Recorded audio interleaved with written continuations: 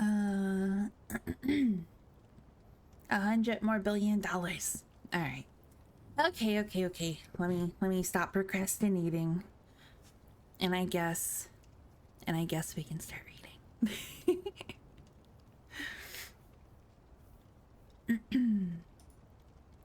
The Color Out of Space by H.P. Lovecraft.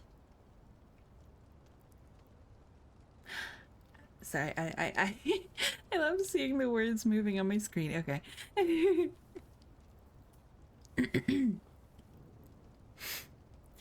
West of Arkham, the hills rise wild, and there are valleys with deep woods that no axe has ever cut. There are dark, narrow glens where the trees slope fantastically, and where thin brooklets trickle without ever having caught the glint of sunlight.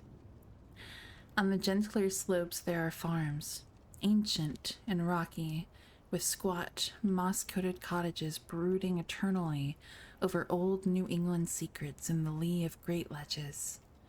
But these are all vacant now, the wide chimneys crumbling and the shingled sides bulging perilously beneath low bramble roofs. Isn't it satisfying to see?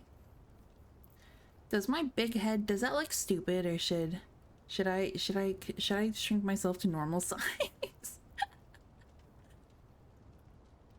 ADHD at its best, chat. Leave the big head? I'll leave the big head. Zombie says so, I do it. Big brain. Smooth brain over here, you mean? The old folk have gone away, and foreigners do not like to live there. French Canadians have tried it, Italians have tried it, and the Poles have come and departed. It is not because of anything that can be seen or heard or handled, but because of something that is imagined. The place is not good for the imagination, and does not bring restful dreams at night. It must be this which keeps the foreigners away, for old Ami Pierce has never told them. I wonder if it's Ami or Amy. Has never told them of anything he recalls. Oh, well then probably Ami. Okay. Of anything he recalls from the strange days. Ami, whose head has been a little queer for years, is the only one who still remains, or who ever talks of the strange days. And he dares to do this because his house is so near the open fields and the traveled roads around Arkham. There was once a road over the hills and through the valleys that ran straight where the blasted heath is now, but people ceased to use it, and a new road was laid curving far toward the south. Traces of the old one can still be found amidst the weeds of a returning wilderness, and some of them will doubtless linger even when half the hollows are flooded for the new reservoir.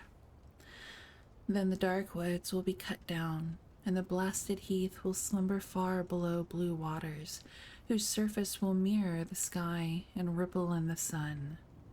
And the secrets of the strange days will be one with the deep's secrets, one with the hidden lore of old ocean, and all the mystery of primal earth.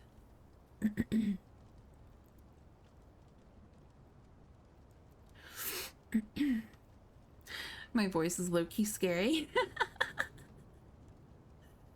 I'll take that. I'll take that.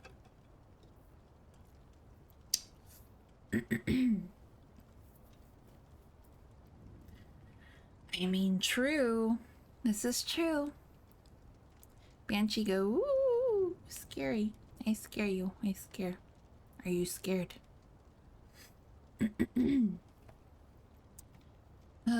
My throat could work with me today. I would love that. I would love that. When I went into the hills and vales to survey for the new reservoir, they told me the place was evil. They told me this is in Arkham. They told me this in Arkham.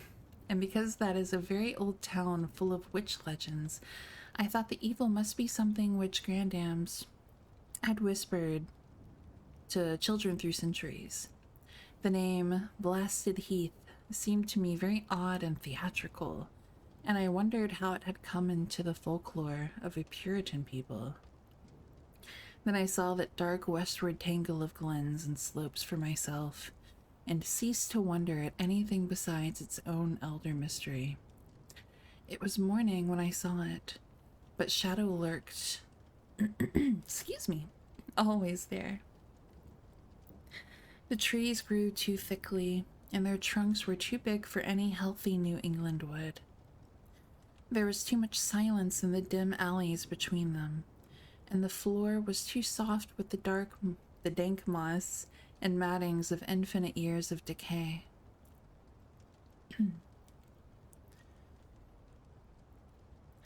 In the open spaces, mostly along the line of the old road, there were little hillside farms, sometimes with all the buildings standing, sometimes with only one or two, and sometimes with only a lone chimney or fast-filling cellar.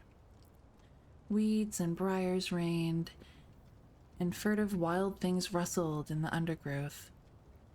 Upon everything was a haze of restlessness and oppression, a touch of the unreal and the grotesque, as if some vital element of perspective or, oh, I don't know how to say this word. I'm gonna butcher the fuck out of this word. Oh my god. Chiaroscuro? I don't know how to say that word, I'm so sorry. Or awry. I did not wonder that the foreigners would not stay, for this was no region to sleep in. It was too much like a landscape of Salvatore Rosa, too much like some forbidden woodcut in a tale of terror. Let's see if this tea burns my throat.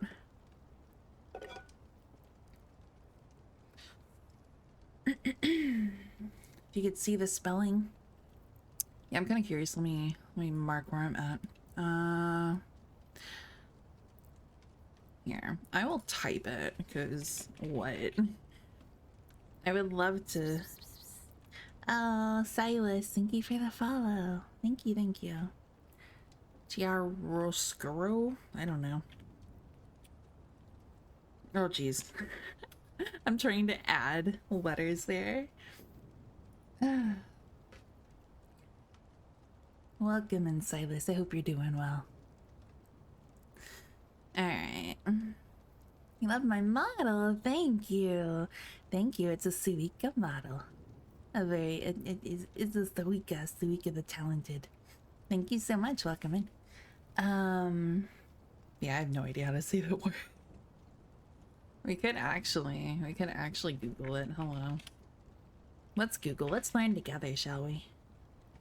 Chiaroscuro.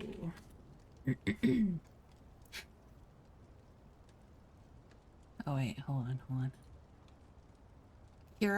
Oh my god, that's hard to say. Chiaroscuro. Is that how it said it? Chiaroscuro.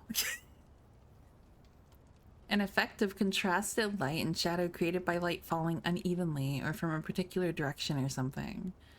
Of cobbled streets. Okay. Well, that's interesting. There's no way I could have. I knew I wasn't gonna get that right. Certainly a mouthful of a place. I'll default to whatever you originally said. Normally pretty good with obscure words, but this one was beyond me. Yeah, I've never read or heard that word. Where'd my thing? There we go. But anyway. But even all this was not so bad as the blasted heath. I knew it the moment I came upon it at the bottom of a spacious valley, for no other name could fit such a thing, or any other thing fit such a name. It was as if the poet had coined the phrase from having seen this one particular region. It must, I thought as I viewed it, be the outcome of a fire. But why had nothing new ever grown over those 5 acres of gray desolation that sprawled open to the sky like a great spot eaten by acid in the woods and fields? I love the word desolation. How fucked up is that? I don't know. And I've always liked that word. It lay largely to the north of the ancient road line, but encroached a little on the other side. I felt an odd reluctance about approaching, and did so at last. I just lost my spot. There we go. And did so at last only because my business took me through and past it. There was no vegetation of any kind on that broad expanse, but only a fine gray dust or ash which no wind seemed ever to blow about. The trees near it were sickly and stunted, and many dead trunks stood or lay rotting at the rim. As I walked hurriedly by, I saw the tumbled bricks and stones of an old chimney and cellar on my right, and the yawning black maw of an abandoned well whose stagnant vapors played strange tricks with the hues of the sunlight. Even the long, dark woodland climb beyond seemed welcome in contrast, and I marveled no more at the frightened whispers of Arkham people. There had been no house or ruin near. Even in the old days, the place must have been lonely and remote. And at twilight, dreading to repass that ominous spot, I walked circuitously back to the town by the curving road on the south. I vaguely wished some clouds would gather for an odd timidity about the deep sky. Ugh, see, I glanced over this and was like, oh, these words aren't bad. These words aren't bad. I made a mistake. About the deep skyey voice above had crept into my soul. Alright, let's hold our spot. Thank you for the follow, Panther, the Spec Panther. Lovecraft isn't easy. Of course I would choose something that's not easy. Why wouldn't I? Why wouldn't I? Omega, welcome in, welcome in. Let's see.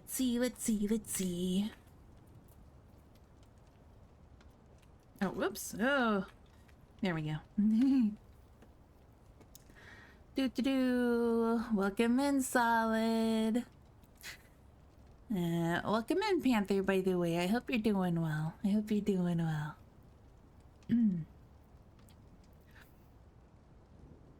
I've often applied the tried and true method of bulldoze through and pretend you know how it sounds and people will believe you. I mean, I have no problem calling myself out. Let's be real, I have no problem calling myself out when I fuck up. I don't care.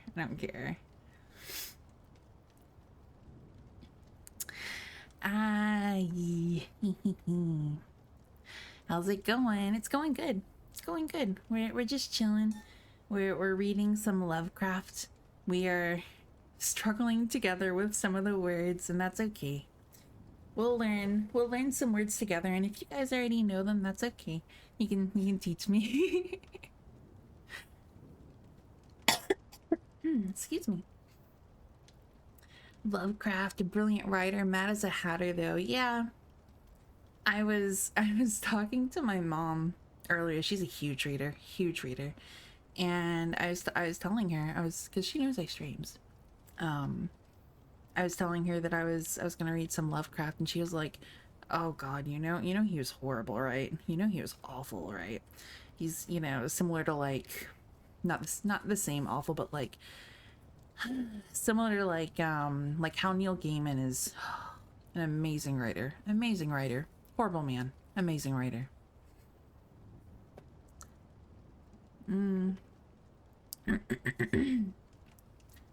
Mad as a hatter is a way to put it. Dude was terrified of anything that wasn't Providence, Rhode Island. Really? See, I don't know anything about him. I don't know anything about him. Oh, stretchy poo.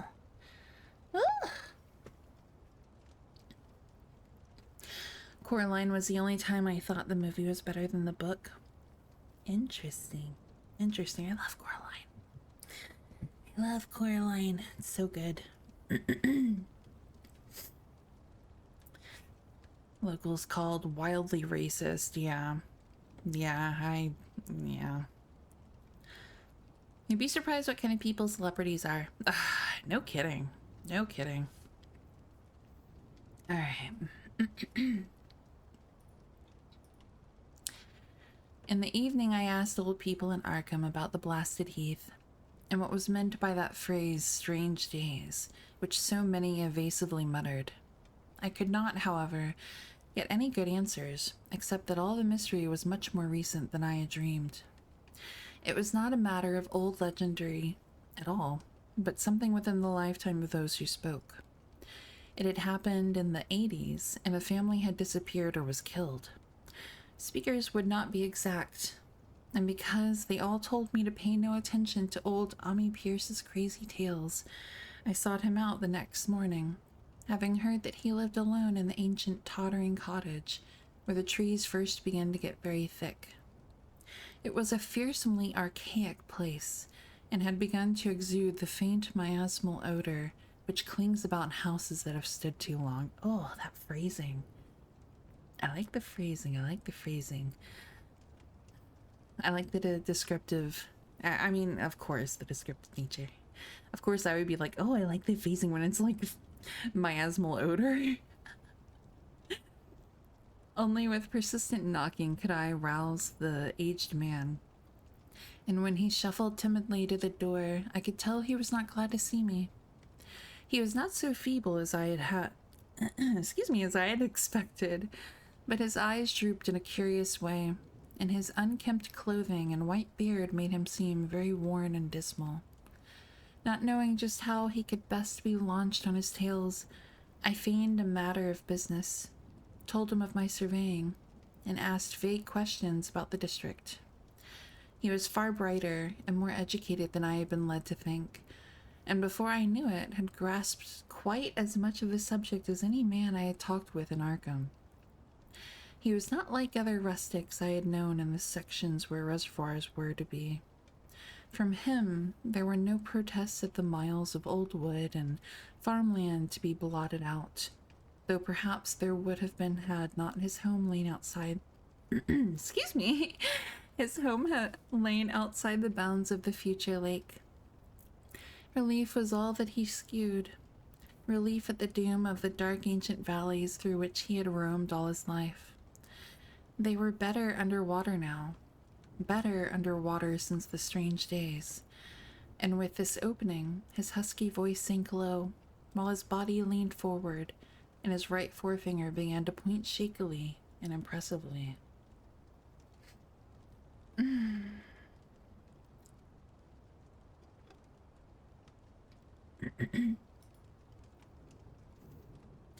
It was then that I heard this story, and as the rambling voice scraped and whispered on, I shivered again and again, despite the summer day. Often I had to recall the speaker from ramblings, piece out scientific points which he only by a fading parrot memory of professors' talk. Which he knew only by a fading parrot memory of professors' talk, or bridge over gaps where his sense of logic and continuity broke down. When he was done, I did not wonder that his mind had snapped a trifle, or that the folk of Arkham would not speak much of the blasted heath. I hurried back before sunset to my hotel, unwilling to have the stars come out above me in the open, and the next day returned to Boston to give up my position. I could not go into that dim chaos of old forest and slope again, or face another time that gray blasted heath where the black well yawned, deep beside the tumbled bricks and stones. The reservoir will soon be built now, and all those elder secrets will be safe forever under watery fathoms. But even then, I do not believe I would like to visit that country by night. At least, not when the sinister stars are out, and nothing could bribe me to drink the new city water of Arkham. Not when the sinister stars are out. I love that. The word choices are really fun. I could see you trying to challenge yourself to fit terms from this into scripts. Yeah, honestly. Yeah, I do like the word choices.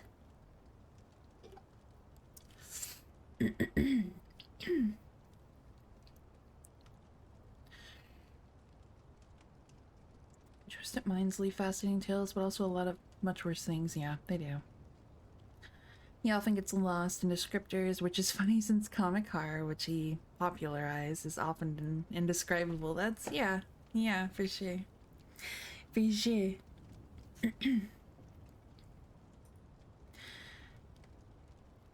Interesting that Lovecraft stories inspired games like Quake. Did they really? I played Quake in the day, back in the day. Oh, that's wild. Cosmic. Yeah, duh. I should have. I should have got that. Let me mute for just a second to do a little cough. And probably blow my nose because, oh my god, allergies, hello.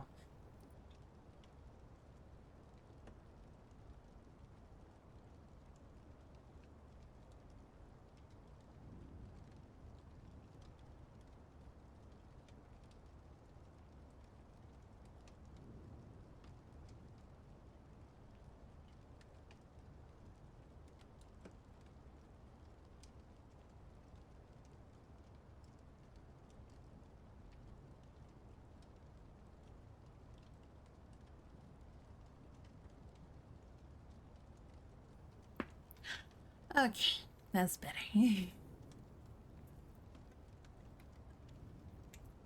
No, that's cool. That's cool that they inspired that.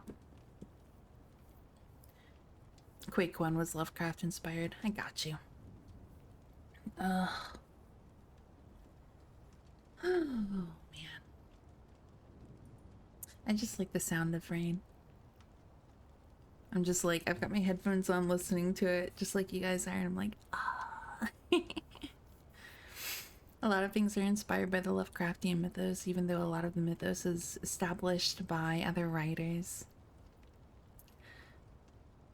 What's up, Juno? How you doing? How you doing?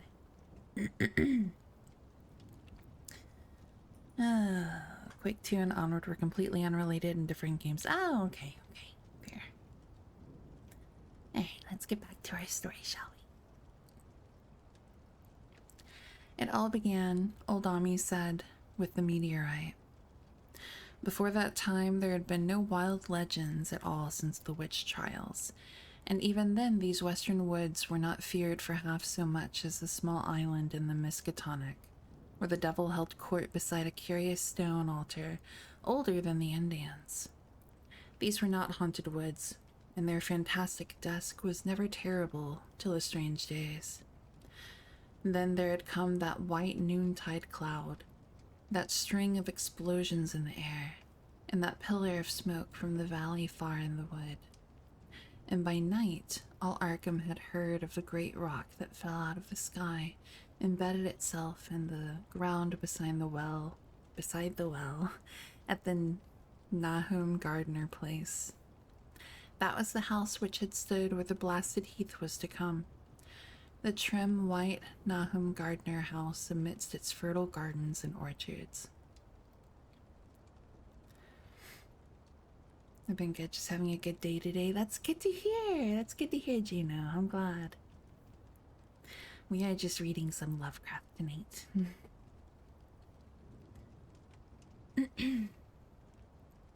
Nahum had come to town to tell people about the stone and had dropped in at Ami Pierce's on the way. Ami was 40 then, and all the queer things were fixed very strongly in his mind. He and his wife had gone with the 3 professors from Miskatonic University, who hastened out the next morning to see the weird visitor from unknown stellar space, and had wondered why Nahum had called it so large the day before. It had shrunk, Nahum said as he pointed out the big brownish mound above the ripped earth and charred grass near the archaic well sweep in his front yard. But the wise men answered that stones do not shrink. Its heat lingered persistently, and Nahum declared it had glowed faintly in the night. The professors tried it with a geologist's hammer and found it was oddly soft. It was, in truth, so soft as to be almost plastic, and they gouged rather than chipped a specimen to take back to the college for testing. They took it in an old pail borrowed from Nahum's kitchen, for even the small piece refused to grow cool. On the trip back, they stopped at Ami's to rest, and seemed thoughtful when Mrs. Pierce remarked that the fragment was growing smaller and burning the bottom of the pail. Truly, it was not large, but perhaps they had taken less than they thought. Thank you for the follow, Benobu. Welcome in, welcome in.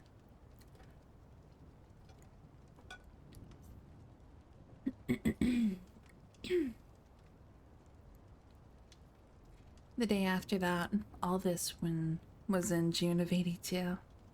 The professors had trooped out again in a great excitement. As they passed Ami's, they told him what queer things the specimen had done, and how it had faded wholly away when they put it in a glass beaker. The beaker had gone too, and the wise men talked of the strange stone's affinity for silicon. It had acted quite unbelievably in that well-ordered laboratory, doing nothing at all and shooing no occluded gases when heated on charcoal, being wholly negative in the borax speed, and soon proving itself absolutely non-volatile at any producible temperature, including that of the oxyhydrogen blowpipe. On an anvil, it appeared highly malleable, and in the dark its luminosity was very marked. Stubbornly refusing to grow cool, it soon had the college in a state of real excitement, and when upon heating before the spectroscope, it displayed shining bands unlike any known colors of the normal spectrum. There was much breathless talk of new elements, bizarre optical properties, and other things which puzzled men, and this run-on sentence is crazy. And other things which puzzled men of science are wont to say when faced by the unknown. I didn't think that sentence was ever going to end. I want to say Elden Ring has a lot of Lovecraftian themes, actually. Maddening lore is fascinating when done right, regardless of where it's placed. Yeah, oh my god, for sure.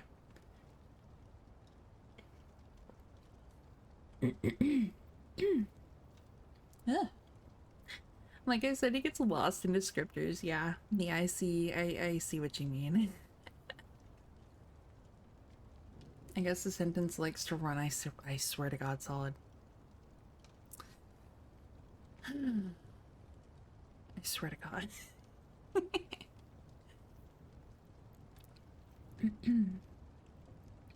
Hot as it was, they tested it in a crucible with all the proper reagents.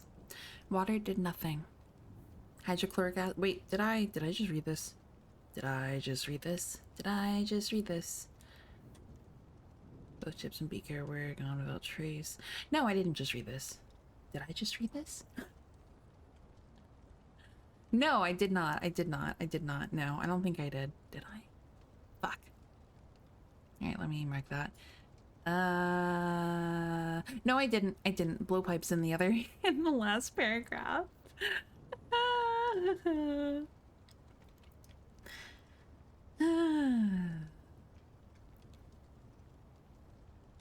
Okay, alright, here I am. Here we are. Hot as it was, they tested it in a crucible with all the proper reagents. Water did nothing. Hydrochloric acid was the same. Nitric acid and even aqua regia merely hissed and spattered against its torrid invulnerability. Ami had difficulty in recalling all these things, but recognized some solvents as I mentioned them in the usual order of use. There were ammonia and caustic soda, alcohol and ether, nauseous carbon disulfide, and a dozen others. But although the weight grew steadily less as time passed, and the fragments seemed to be slightly cooling, there was no change in the solvents to shew that they had attacked the substance at all. It was a metal, though, beyond a doubt. It was magnetic, for one thing, and after its immersion in the acid solvents, there seemed to be faint traces of the, oh good god, of the Widmanstatten figures found on meteoric iron. When the cooling had grown very considerable, the testing was carried on in glass, and it was in a glass beaker that they left all the chips made of the original fragment during the work. The next morning, both chips and beaker were gone without a trace, and only a charred spot marked the place on the wooden shelf where they had been. Okay. He does. He goes. Run-on sentences go hard with him, I swear to God.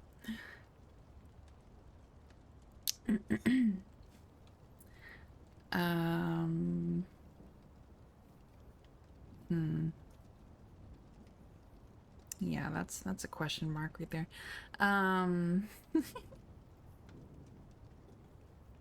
Oh, that's hot. That's hot, that's hot.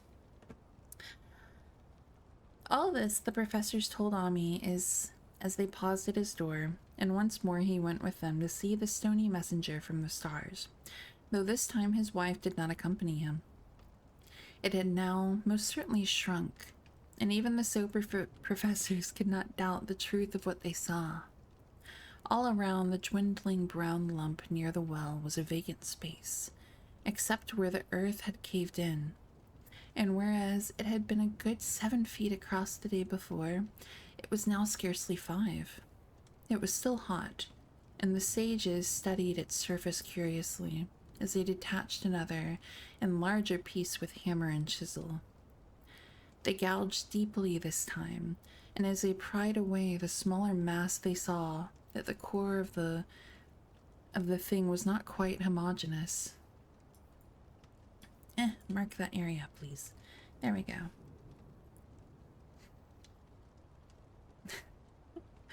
Honestly.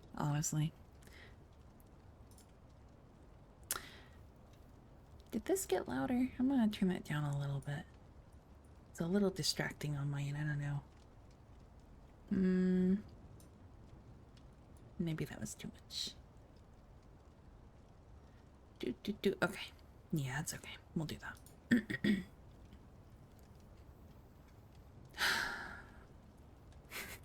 I can see that.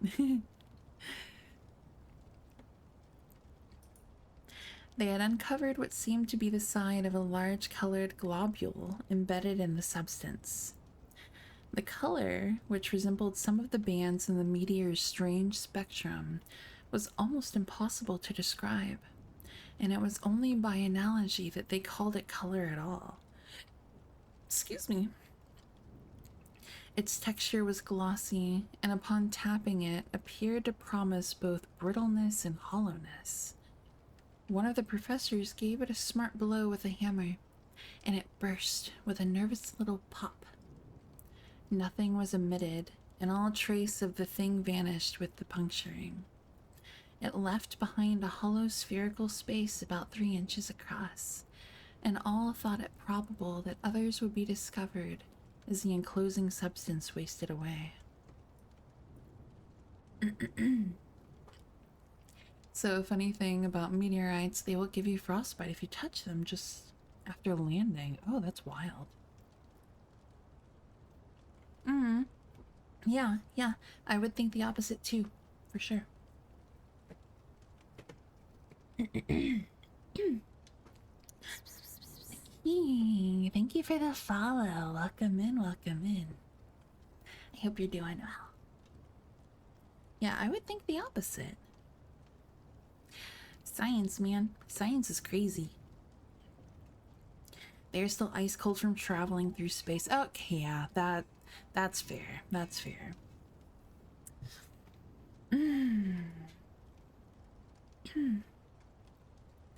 Conjecture was vain, so after a futile attempt to find additional globules by drilling, the seekers left again with their new specimen, which proved, however, as baffling in the laboratory as its predecessor had been. Aside from being almost plastic, having heat, magnetism, and slight luminosity, cooling slightly, and powerful acids, possessing an unknown spectrum, wasting away in air, and attacking silicon compounds with mutual destruction as a result, it presented no identifying features whatsoever. And at the end of the test, the college scientists were forced to own that they could not place it. It was nothing of this earth, but a piece of the great outside, and as such dowered with outside properties and obedient to outside laws. I do actually really like this writing, though, I gotta say. That's nice to know.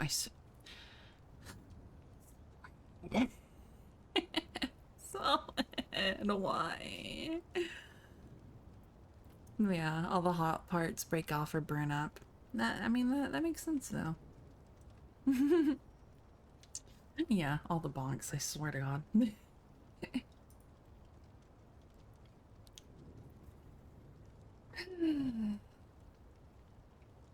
Swear.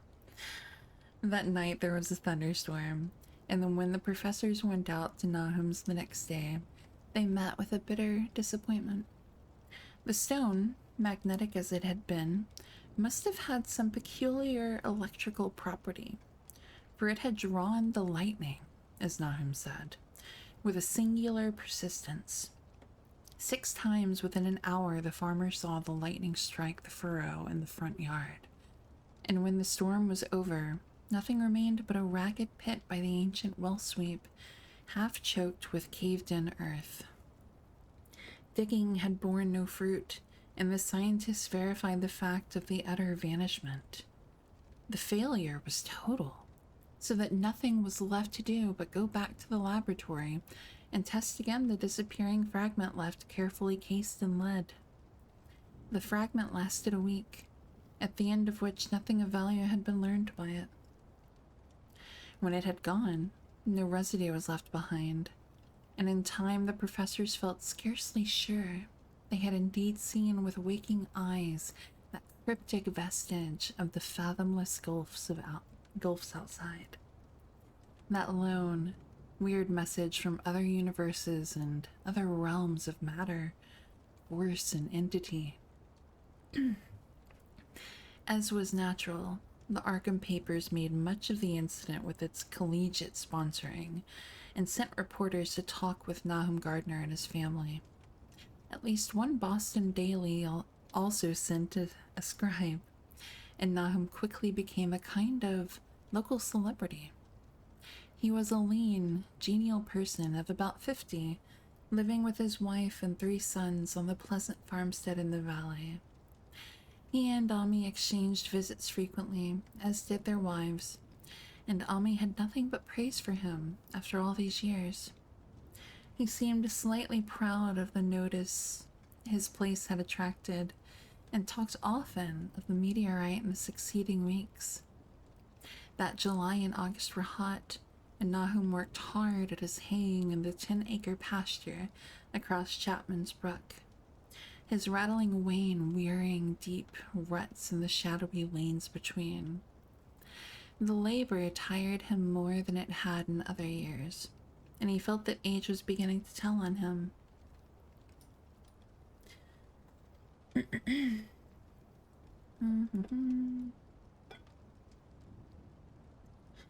Science, yeah, science.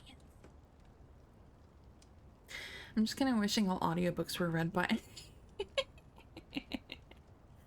as I stumble fucking through some of these words.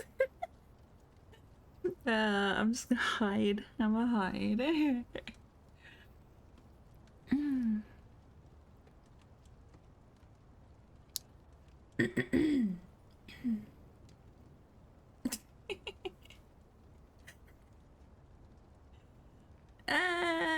Thank you for the head tap.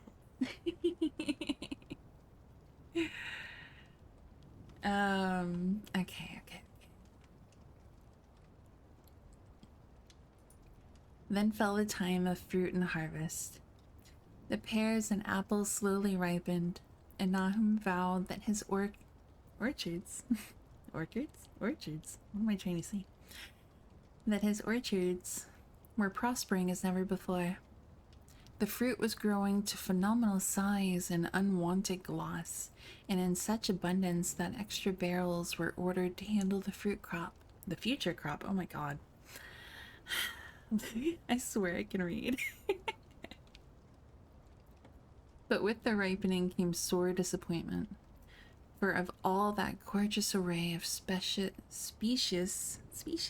lusciousness, not one single jot was fit to eat. Oh my goodness. And to the fine flavor of the pears and apples had crept a stealthy bitterness and sickishness, so that even the smallest of bites induced a lasting disgust. It was the same with the melons and tomatoes, and Nahum sadly saw that his entire crop was lost. Quick to connect events, he declared that the meteorite had poisoned the soil, and thanked heaven that most of the other crops were in the upland lot along the road. Oh, that's horrible. No, that was not intentional. Wow, that took me way too long to catch on. Audiobook I was listening to today had overlapping audio tracks twice. Oh my goodness. I had to read it a few times being like, what? I'm not solid. Solid.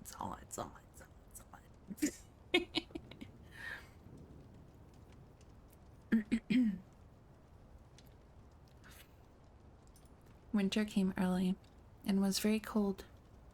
Ami saw Nahum less often than usual and observed that he had begun to look worried. The rest of his family, too, seemed to have grown taciturn and were far from steady in their church going or their attendance at the various social events of the countryside. Thank you for the follow, David. Welcome in. I hope you're doing well. I love the craft. Solid. What would we do without you, Solid? What would we do?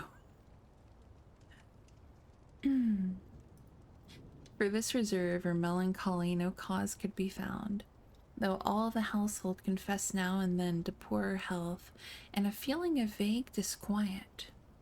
Nahum himself gave the most definite statement of anyone when he said he was disturbed about certain footprints in the snow. They were the usual winter prints of red squirrels, white rabbits, and foxes, but the brooding farmer professed to see something not quite right about their nature and arrangement. He was never specific, but appeared to think that they were not as characteristic of the anatomy and habits of squirrels and rabbits and foxes as they ought to be. Ami listened without interest to this talk, until one night, when he drove past Nahum's house in his sleigh on the way back from Clark's Corners. There had been a moon, and a rabbit had run across the road, and the leaps of that rabbit were longer than either Ami or his horse liked. The latter, indeed, had almost run away when brought up by a firm rein. Thereafter, Ami gave Nahum's tales more respect, and wondered why the gardener dogs seemed so cowed and quivering every morning. They had, it developed, nearly lost the spirit to bark. Aww. In February, the McGregor boys from Meadow Hill were out shooting woodchucks, and not far from the Gardner place bagged a very peculiar specimen. The proportions of its body seemed slightly altered in a queer way impossible to describe, while its face had taken on an expression which no one ever saw in a woodchuck before. The boys were genuinely frightened, and threw the thing away at once, so that only their grotesque tales of it ever reached the people of the countryside. But the shying of the horses near Nahum's house had now become an acknowledged thing, and all the basis for a cycle of whispered legend was fast taking form.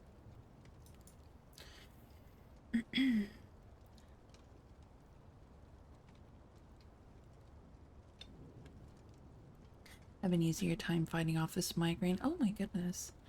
Oh, I'm sorry to hear you've got that, Shadow. I hope you're taking medicine and stuff for it. You would have anyone to say that Metal Gear is quite solid.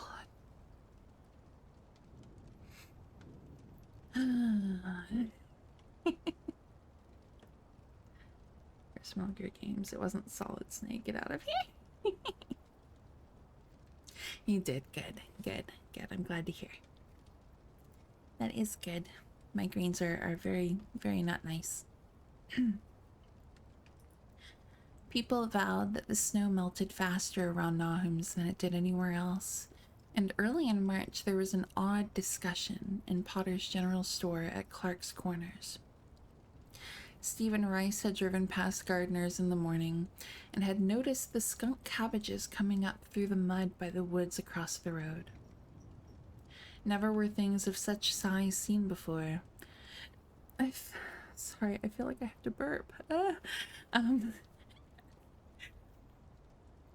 And they held strange colors that could not be put into any words. Their shapes were monstrous, and the horse had snorted at an odor which struck Stephen as wholly unprecedented. That afternoon, several persons drove past to see the abnormal growth, and all agreed that plants of that kind ought never to sprout in a healthy world. The bad fruit of the fall before was freely mentioned, and it went from mouth to mouth that there was poison in Nahum's ground. Of course, it was the meteorite, and remembering how strange the men from the college had found that stone to be, several farmers spoke about the matter to them.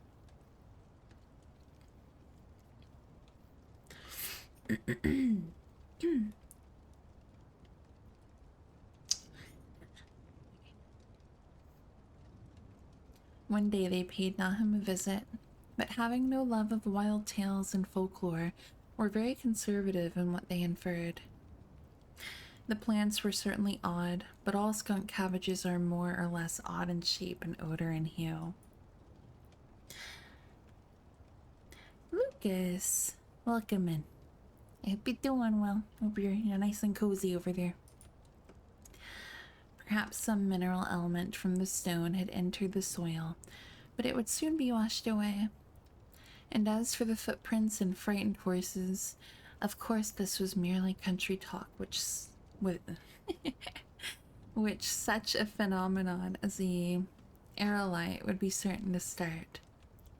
There was really nothing for serious men to do in cases of wild gossip, for superstitious rustics will say and believe anything.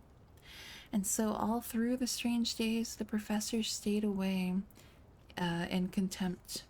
Only one of them, when given 2 files of dust for analysis in a police job over a year and a half later, recalled that the queer color of that skunk cabbage had been very like one of the anomalous bands of light shewn by the meteor fragment in the college, spectroscope, and like the brittle globule found embedded in the stone from the abyss. The samples in this analysis case gave the same odd bands at first, though later they lost the property.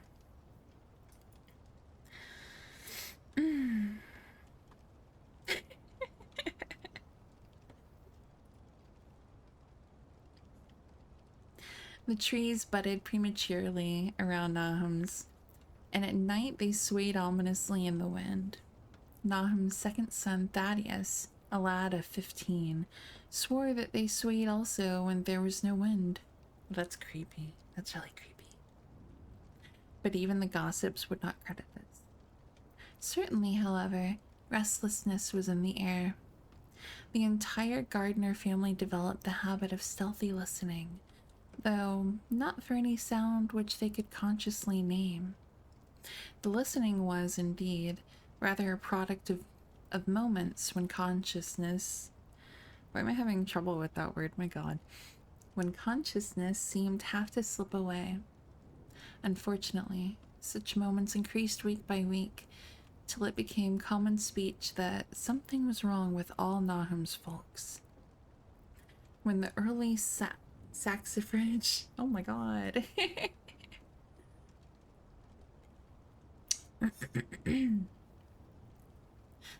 When the early saxifrage came out, it had another strange color, not quite like that of the skunk cabbage, but plainly related and equally unknown to anyone who saw it. Nahum took some blossoms to Arkham and shewed them to the editor of the Gazette, but that dignitary did no more than write a humorous article about them, in which the dark fears of rustics were held up to polite ridicule. That's rude. It was a mistake of Noms to tell a stolid, I don't know, stolid city man about the way the great, overgrown morning cloak butterflies behaved in connection with these saxifrages. What the fuck? What the fuck is a saxifrage? Let's see. Google, please help. Saxifrage. Rock foils. So they're flowers? They're just flowers.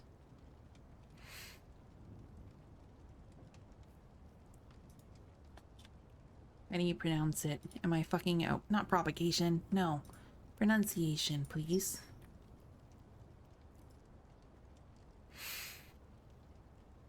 Saxifrage. Oh, whoops. Say it. Yeah, saxifrage. Okay. Okay, yeah, they're flowers.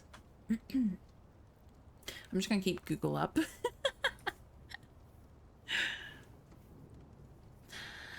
Random tangent, but I work with a nom, so every time his name comes up, my brain has a hiccup trying to catch up. Oh, that's funny. That's funny. Okay, I'm right here. Okay. I got a coworker whose name I didn't think I had ever heard before. Turns out I had in a show I saw a long time ago. Now I keep finding it and keep having that reaction.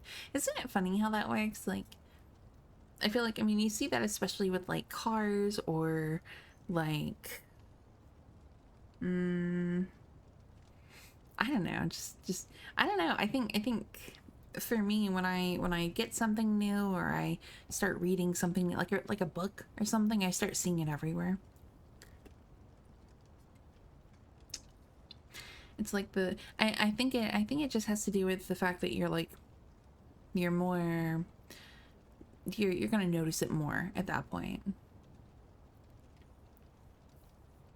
It's like the Sonic storybook games. I just get inserted into the stories. Oh Lord. Confirmation bias. Yeah, yeah. Yeah, it's funny. Our minds are just funny. April brought a kind of madness to the country folk, and began that disuse of the road past Nahum's which led to its ultimate abandonment. It was the vegetation. All the orchard trees blossomed forth in strange colors, and through the stony soil of the yard and adjacent pasturage there sprang up a bizarre growth which only a botanist could connect with the proper flora of the region. No sane, wholesome colors were anywhere to be seen except in the green grass and leafage, but everywhere those hectic and prismatic variants of some diseased underlying oh my god underlying primary tone without a place among the known tints of earth. The Dutchman's breeches became a thing of sinister menace, and the bloodroots grew insolent in their chromatic perversion.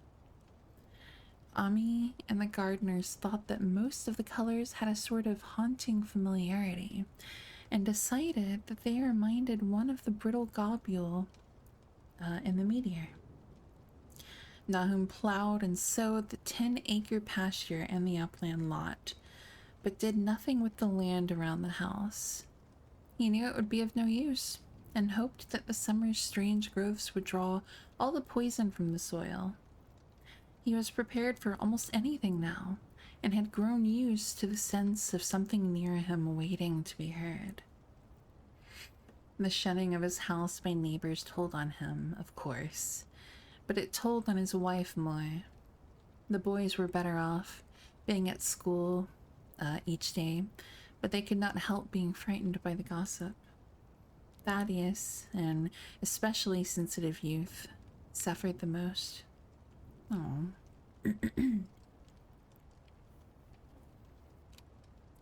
In May, the insects came, and Nahum's place became a nightmare of buzzing and crawling. Oh no. That's my actual nightmare. That's my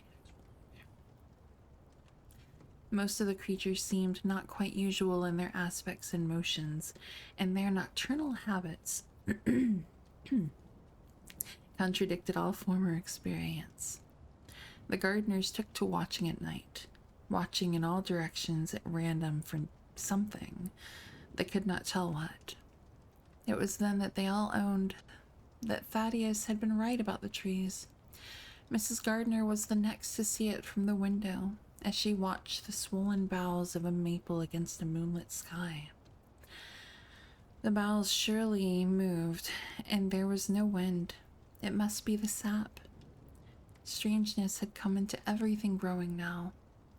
Yet it was none of Nahum's family at all who made the next discovery. Familiarity had dulled them, and what they could not see was glimpsed by a timid windmill salesman from Bolton, who drove by one night in ignorance of the country legends. What he told in Arkham was given a short paragraph in the Gazette, and it was there that all the farmers, Nahum included, saw it first. The night had been dark, and the buggy lamps faint, but around a farm in the valley, which everyone knew from the account must be Nahum's, the darkness had been less thick. A dim, though distinct luminosity seemed to inhere in all the vegetation, grass, leaves, and blossoms alike, while at one moment a detached piece of the phosphorescence appeared to stir furtively in the yard near the barn.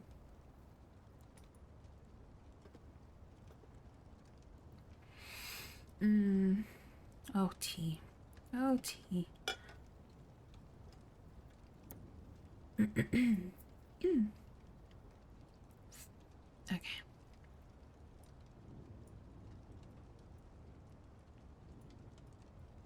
Alright. The grass had so far seemed untouched, and the cows were freely pastured in the lot near the house. But toward the end of May, the milk began to be bad. Then Nahum had the cows driven to the uplands, after which the trouble ceased. Not long after this, the change in grass and leaves became apparent to the eye. All the verdure was going gray, and was developing a highly singular quality of brittleness. Ami was now the only person who ever visited the place, and his visits were becoming fewer and fewer. When school closed, the gardeners were virtually cut off from the world, and sometimes let Ami do their errands in town.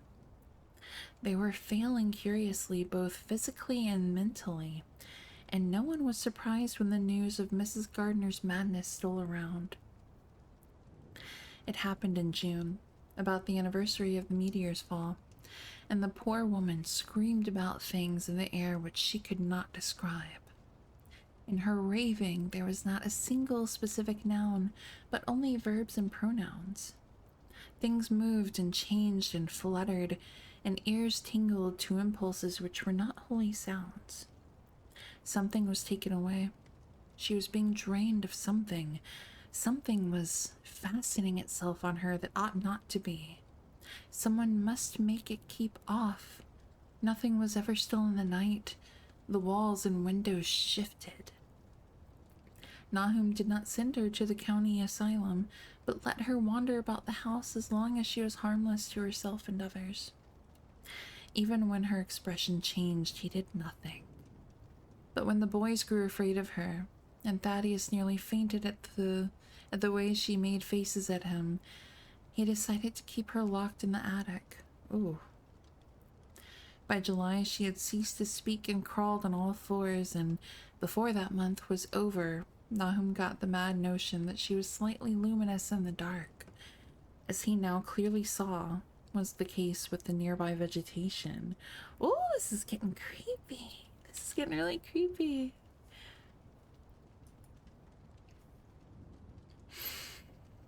I'm issues at almost all times because of cockroaches. Oh my god, yikes.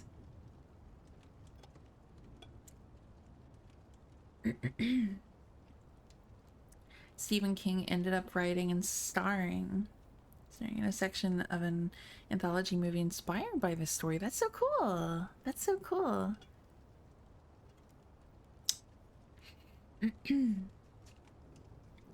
I really need to read more Stephen King. Oh, whoops. I just scrolled chat there. There we go. I really need to read more Stephen King. I read like a bunch of one of his son's books, but I've only read like maybe a handful of his. What's up, Dark? How you doing? Welcome in. Alright. The story's getting so creepy. I like it. I like it. I like it. It was a little before this that the horses had stampeded. Something had aroused them in the night, and their neighing and kicking in their stalls had been terrible. There seemed virtually nothing to do to calm them, and when Nahum opened the stable door, they all bolted out like frightened woodland deer. It took a week to track all four, and when they found they were seen to be quite useless and unmanageable. Something had snapped. Had snapped in their brains, and each one had to be shot for its own good. Nahum borrowed a horse from Ami for his haying, but found it would not approach the barn. It shied, balked, and whinnied, and in the end he could do nothing but drive it into the yard, while the men used their own strength to get the heavy wagon near enough the hayloft for convenient pitching. And all the while the vegetation was turning gray and brittle.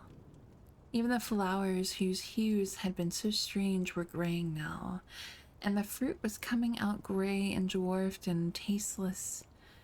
The asters and goldenrod bloomed gray and distorted, and the roses and zinnias and hollyhocks in the front yard were such blasphemous-looking things that Nahum's oldest boy, Zenas, cut them down. The strangely puffed insects died about that time, and even the bees that had left their hives and taken to the woods. Oh my god. One of my friends knew him, and I used to live pretty close by to him. ¿Puedes hablar español? I know very little Spanish. Yeah, very, very little, so please only English, thank you.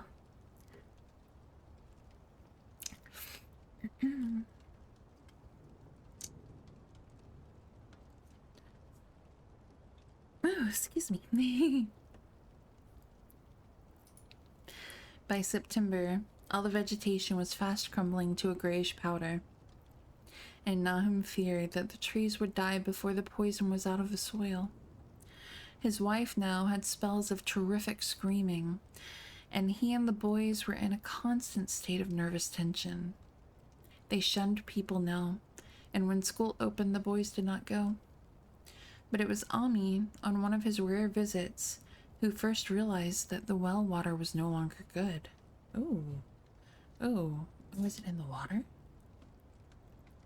It had an evil taste that was not exactly fetid nor exactly salty, and Ami advised his friend to dig another well on higher ground to use till the soil was good again. Nahum, however, ignored the warning, for he had by that time become callous to strange and unpleasant things.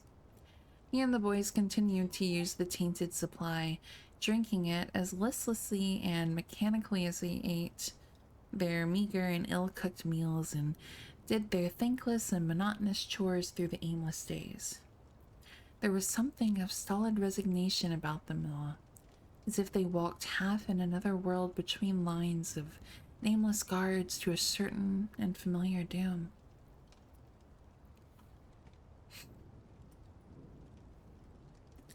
Yes, I had to triple check I wasn't using a pun this time. Thaddeus went mad in September after a visit to the well. He had gone with a pail and had come back empty-handed, shrieking and waving his arms, and sometimes lapsing into an inane titter or a whisper about the moving colors down there. 2 in one family was pretty bad, but Nahum was very brave about it. He let the boy run about for a week until he began stumbling and hurting himself, and then he shut him in an attic room across the hall from his mother's. Oh my goodness. The way they screamed at each other from behind their locked doors was very terrible, especially to little Merwin, who fancied they talked in some terrible language that was not of Earth. Merwin was getting frightfully imaginative, and his restlessness was worse after the shutting away of the brother who had been his greatest playmate. Aww. Almost at the same time, the mortality among the livestock commenced. Poultry turned grayish and died very quickly, their meat being found dry and noisome upon cutting. Ew. Hogs grew inordinately fat, then suddenly began to undergo loathsome changes which no one could explain. Their meat was of course useless, and Nahum was at his wit's end. No rural... that's... why is that a hard word? No rural veterinary would approach his place, and the city veterinary from Arkham was openly baffled. The swine began growing gray and brittle and falling to pieces before they died. Oh my god. And their eyes and muzzles developed singular alterations.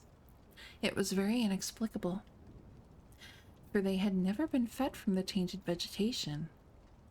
Then something struck the cows.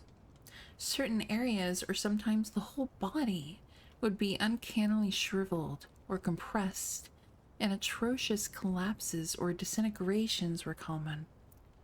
In the last stages, and death was always the result, there would be a graying and turning brittle like that which beset the hogs. There could be no question of poison, for all the cases occurred in a locked and undisturbed barn. No bites or prowling things could have brought the virus, for what live beast of earth can pass through solid obstacles? It must be only natural disease. Yet, what disease could wreak such results was beyond any mind's guessing. When the harvest came, there was not an animal surviving on the place, for the stock and poultry were dead, and the dogs had run away.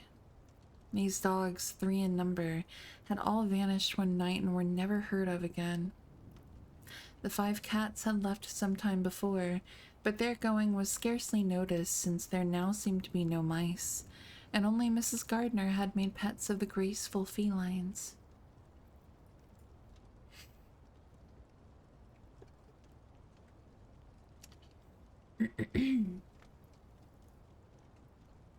We won't put you on ice. Yeah. If you'd shove my head in some, that would be great. Ugh. Migraines are just... ugh.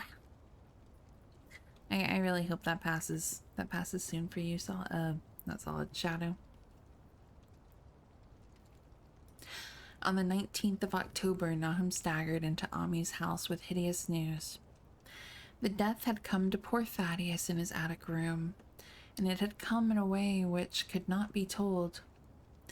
Nahum had dug a grave in the railed family plot beyond the farm, and had put therein what he found.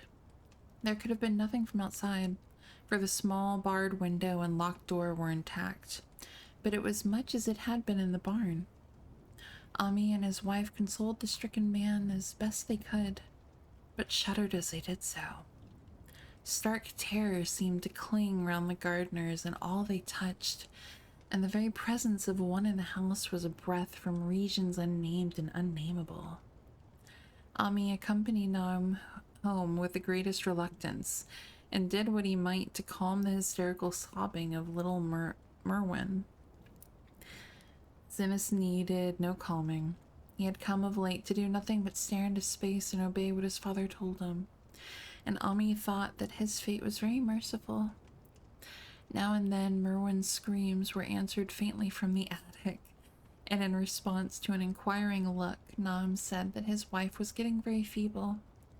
When night approached, Ami managed to get away, for not even friendship could make him stay in that spot when the faint glow of the vegetation began, and the trees may or may not have swayed without wind. It was really lucky for Ami that he was not more imaginative. Even as things were, his mind was bent ever so slightly, But had he been able to connect and reflect upon all the portents around him, he must inevitably have turned to a total maniac. In the twilight, he hastened home, the screams of the mad woman and the nervous child ringing horribly in his ears.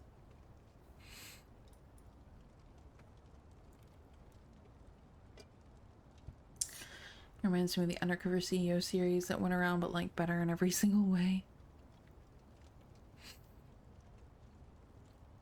Aw, we like chill people. That's good. Is that the one where they brought on the Hooters CEO and there was some mention of beans? I remember that series. Oh my god. Oh, goodness. Do a little stretch, get comfy. Okay.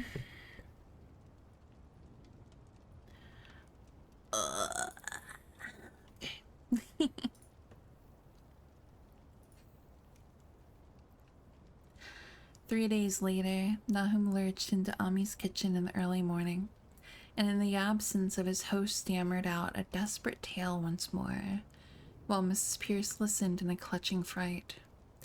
It was little Merwin this time. He was gone. He had gone out late at night with a lantern and pail for water, and had never come back. He'd been going to pieces for days, and hardly knew what he was about.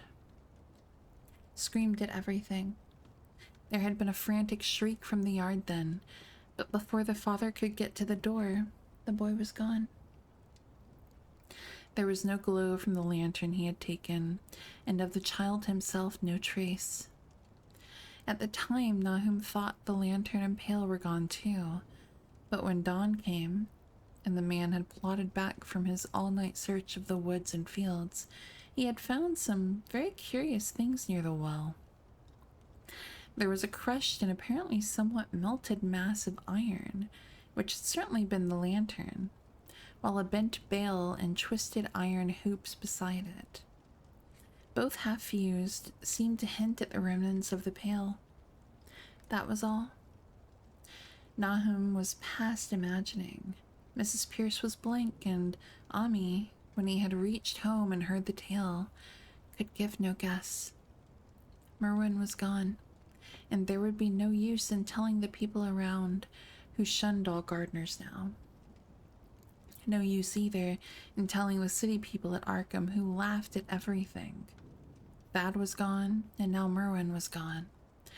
Something was creeping and waiting to be seen and felt and heard. Nahum would go soon, and he wanted Ami to look after his wife and Zenas if they survived him. It must all be a judgment of some sort, though he could not fancy what for, since he had always walked uprightly in the Lord's ways so far as he knew. For over 2 weeks, Ami saw nothing of Nahum, and then, worried about what might have happened, he overcame his fears and paid the gardener place a visit. There was no smoke from the great chimney, and for a moment the visitor was apprehensive of the worst. The aspect of the whole farm was shocking. Grayish, withered grass and leaves on the ground, vines falling and brittle wreckage from archaic walls and gables, and great bare trees clawing up at the gray November sky with a studied malevolence which Ami could not but feel had come from some subtle change in the tilt of the branches. But Nahum was alive, after all. He was weak and lying on a couch in the low-ceiled kitchen, but perfectly conscious and able to give simple orders to Zenas. The room was deadly cold, and as Ami visibly shivered, the host shouted huskily to Zenas for more wood. Wood, indeed, was sorely needed, since the cavernous fireplace was unlit and empty, with a cloud of soot blowing about in the chill wind that came down the chimney. Presently Nahum asked him if the extra wood had made him any more comfortable, and then Ami saw what had happened. The stoutest cord had broken at last, and the hapless farmer's mind was proof against more sorrow.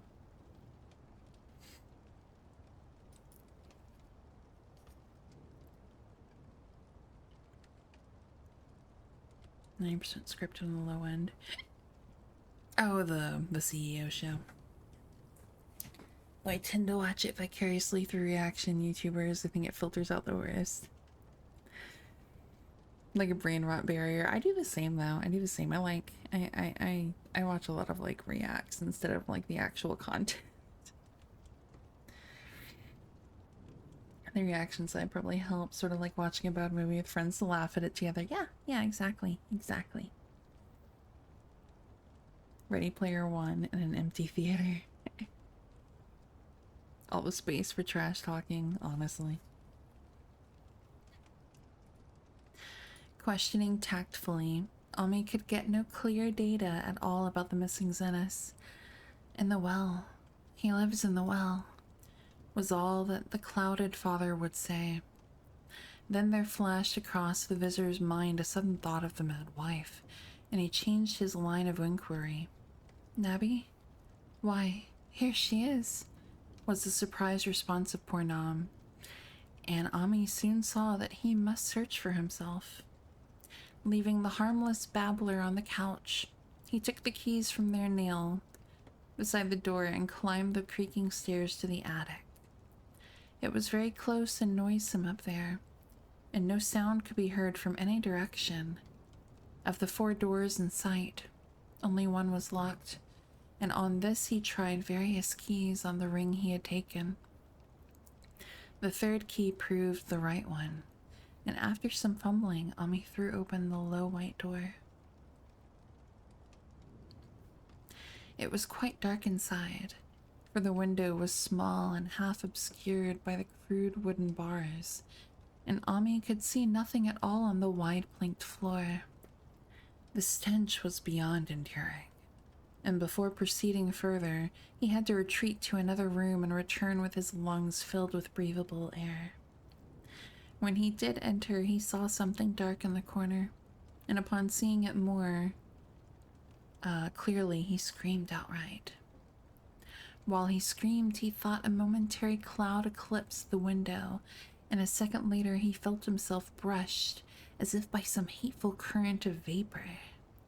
Strange colors danced before his eyes, and had not a present horror numbed him, he would have thought of the globule in the meteor that the geologist's hammer had shattered, and of the morbid vegetation that had sprouted in the spring.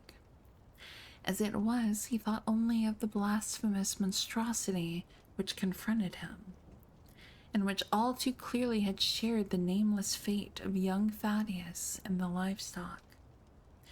But the terrible thing about this horror was that it very slowly and perceptibly moved as it continued to crumble. Oh my goodness. Ami would give me no added particulars to this scene, but the shape in the corner does not reappear in his tale as a moving object. There are things which cannot be mentioned, and what is done in common humanity is sometimes cruelly judged by the law. I gathered that no moving thing was left in that attic room, and that to leave anything capable of motion there would have been a deed so monstrous as to damn any accountable being to eternal torment. Anyone but a stolid farmer would have fainted or gone mad, but Ami walked conscious through that low doorway and locked the accursed secret behind him. There would be Nahum to deal with now. He must be fed and tended and removed to some place where he could be cared for.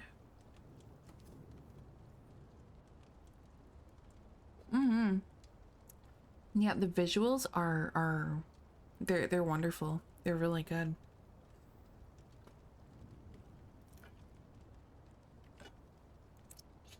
I do the same with Kitchen Nightmares. I'm just glad I never watched the stuff as a kid. Oh, Gordon Ramsay. I love his shows. They're all very incredibly formulaic. Although I would not advise watching his, I don't know what his newest show is. I watched like one or two episodes, and it was bad. It was just, it wasn't good.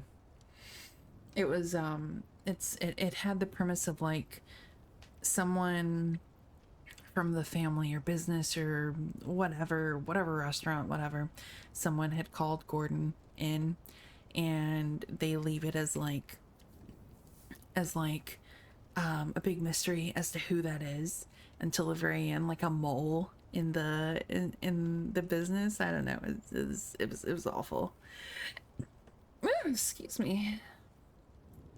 See a ton of React videos pop up regarding the new one. It's bad. It's just bad. Was Ramsay not cooking? I swear to God. Solid.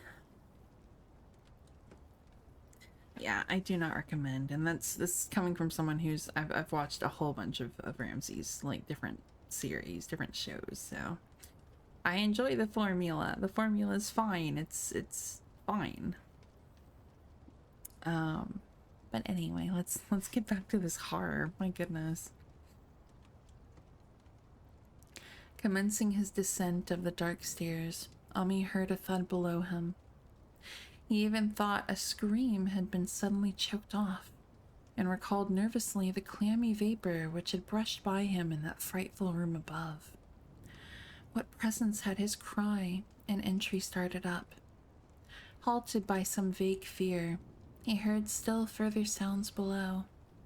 Indubitably, there was a sort of heavy dragging and a most detestably sticky noise, as of some fiendish and unclean species of suction. Oh shit. With an associative sense goaded to feverish heights, he thought unaccountably of what he had seen upstairs. Good God. What eldritch dream world was this into which he had blundered? He dared move neither backward nor forward, but stood there trembling at the black curve of the boxed-in staircase. Every trifle of the scene burned itself into his brain.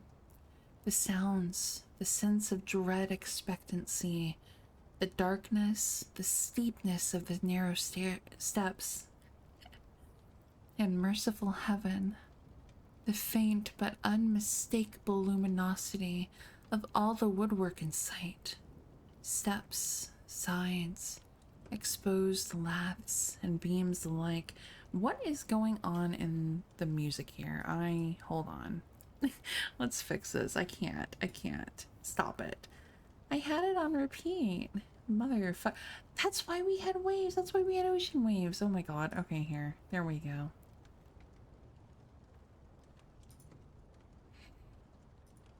An hour. I mean, that should be fine. My lord. Sorry guys. I thought our background, I was wondering why the background sound had gone a little different. Okay. Indubitably, such a good word it is. If any of you have heard of Reanimator movies, the first one was loosely based off of a Lovecraft story. I've heard of. I don't believe I've seen them though.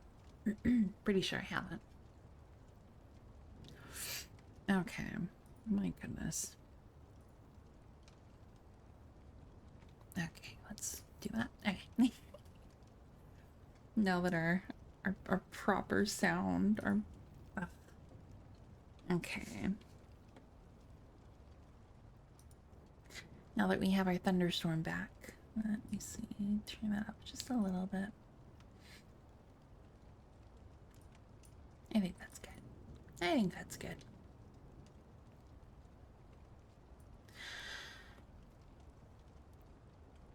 We have our sonic identity again. Very campy, gooey 80s horror, my favorite kind. Yeah, I can get behind some 80s horror. And some 70s. Then there burst forth a frantic whinny from Ami's horse outside, followed at once by a clatter which told of a frenzied runaway. In another moment, horse and buggy had gone beyond earshot, leaving the frightened man on the dark stairs to guess what had sent them. But that was not all. there had been another sound out there, a sort of liquid splash. Water. It must have been the well. He had left Hero untied near it, and a buggy wheel must have brushed the coping and knocked in a stone.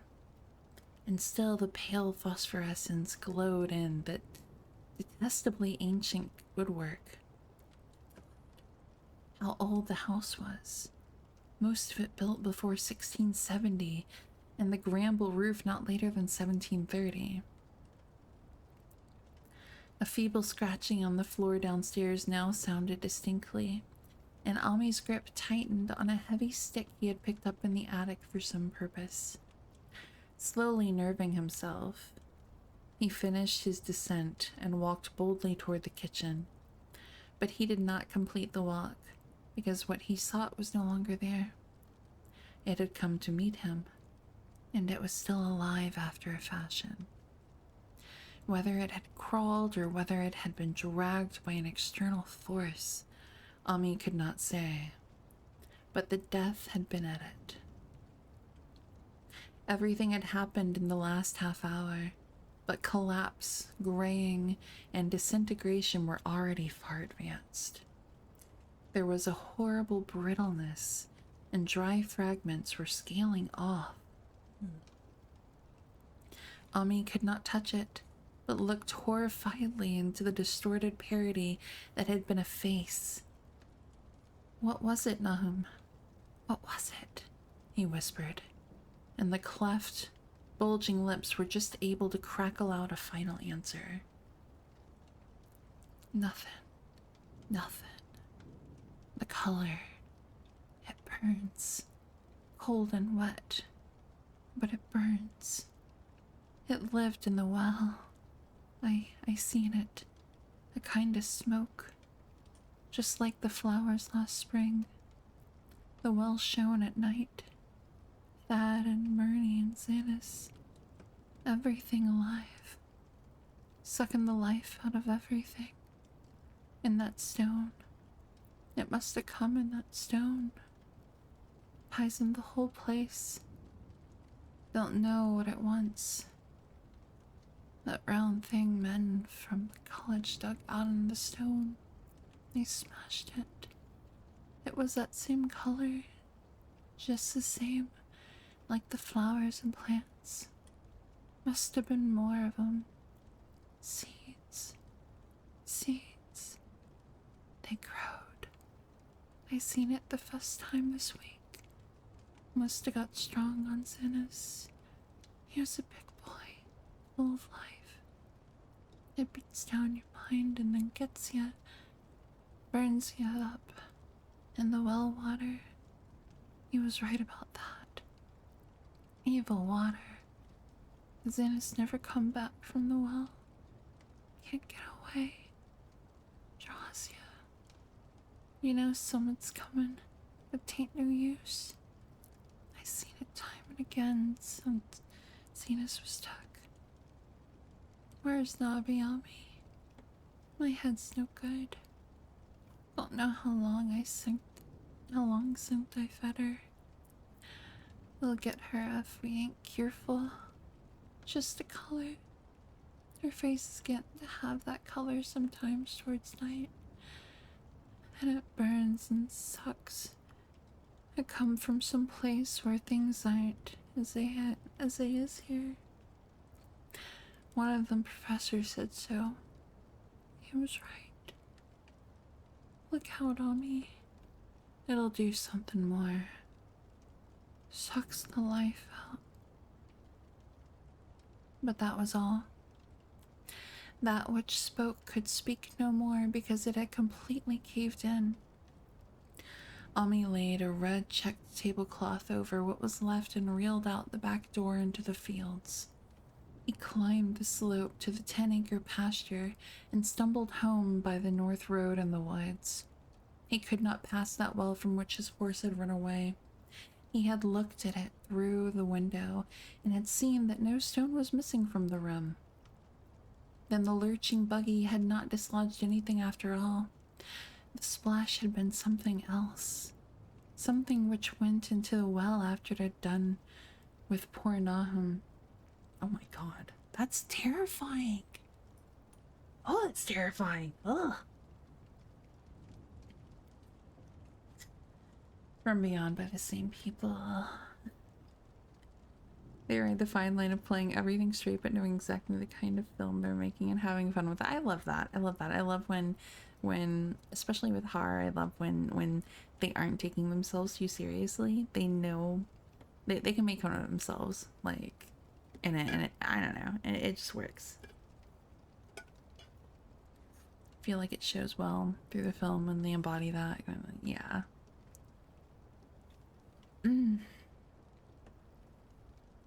Oh, this is getting so interesting.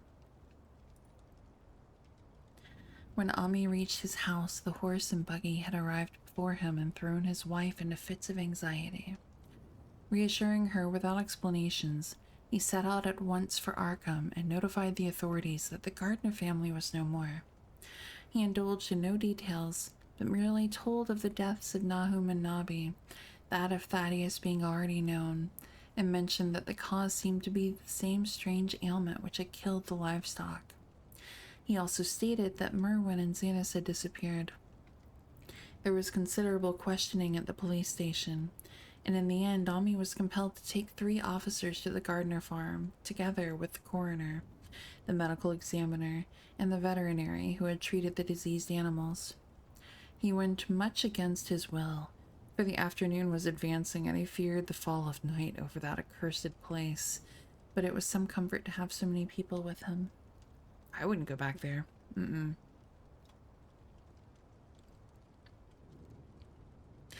Have a good sleep, Solid. Thank you for being here and your puns. Really a deep dive. Want to have running water. Exercise your water. I swear to God. Nope. Nope. I'm not reading that.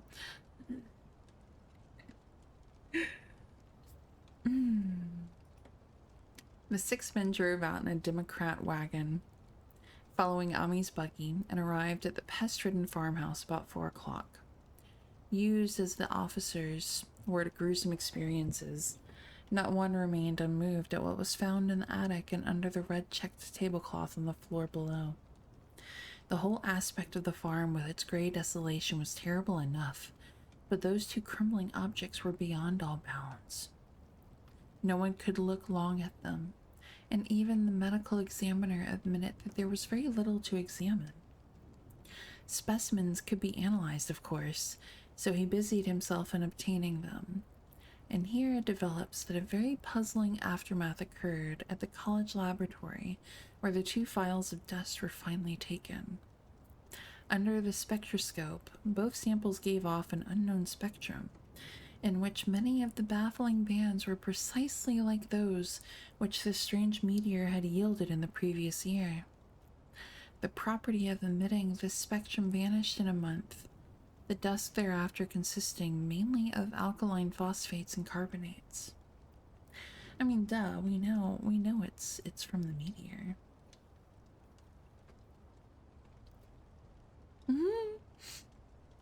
And drive the knife further into my skull. No. A redeem for puns. Oh my god. No. No. Absolutely not. Absolutely not.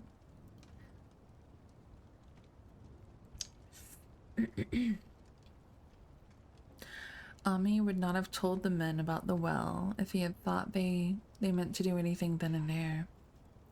It was getting toward sunset, and he was anxious to be away.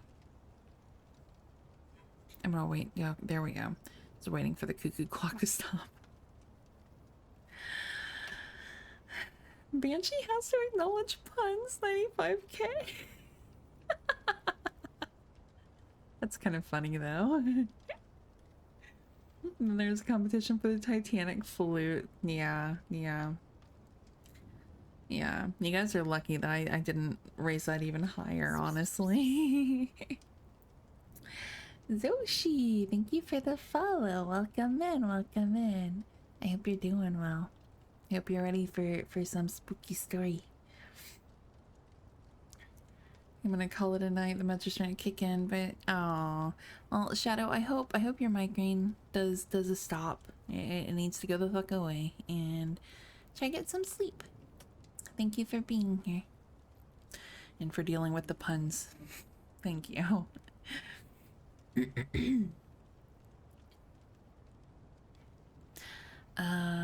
Where was I? I haven't do anything then. There we go. It was getting towards sunset, and he was anxious to be away, but he could not help glancing nervously at the stony curb by the great sweep. And when a detective questioned him, he admitted that Nahum had feared something down there. So much the frog has returned in the throat. Okay. So much so that he had never even thought of searching it for more Merwin or Zenas. After that, nothing would do but that they empty and explore the well immediately. So Ami had to wait trembling while pail after pail of rank water was hauled up and splashed on the soaking ground outside. The men sniffed in disgust at the fluid, and toward the last held their noses against the fodder. Fodder? I don't know how to say that. They were uncovering. It was not so long a job as they had feared it would be, since the water was phenomenally low. There is no need to speak too exactly of what they found. Merwin and Zenas were both there, in part, though the vestiges were mainly skeletal. Oh, God. There were also a small deer and a large dog in about the same state, and a number of bones of smaller animals. Sad. The ooze and slime at the bottom seemed inexplicably porous and bubbling, and a man who descended on handholds with a long pole found that he could sink the wooden shaft to any depth in the mud of the floor without meeting any solid obstruction. Oh, that's wild. Twilight had now fallen, and lanterns were brought from the house. Then, when it was seen that nothing further could be gained from the well, everyone went indoors in comfort in the ancient sitting room, while the intermittent light of a spectral half-moon played wanly on the gray desolation outside. The men were frankly nonplussed by the entire case, and could find no convincing common element to link the strange vegetable conditions, the unknown disease of livestock and humans, and the unaccountable deaths of Merwin and Zenas in the tainted well. They had heard the common country talk, it is true, but could not believe that anything contrary to natural law had occurred. No doubt the meteor had poisoned the soil, but the illness of persons and animals who had eaten nothing grown in that soil was another matter. Was it the well water? Very possibly. It might be a good idea to analyze it. But what peculiar madness could have made both boys jump into the well? Their deeds were so similar, and the fragments shewed that they had both suffered from the gray, brittle death. Why was everything so gray and brittle?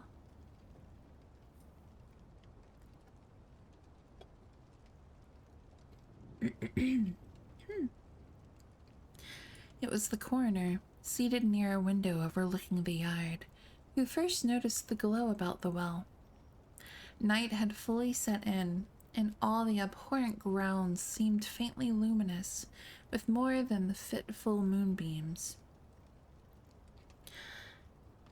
But this new glow was something definite and distinct, and appeared to shoot up from the black pit like a softened ray from a searchlight, giving dull reflections in the light ground, in the little ground pools where the water had been emptied.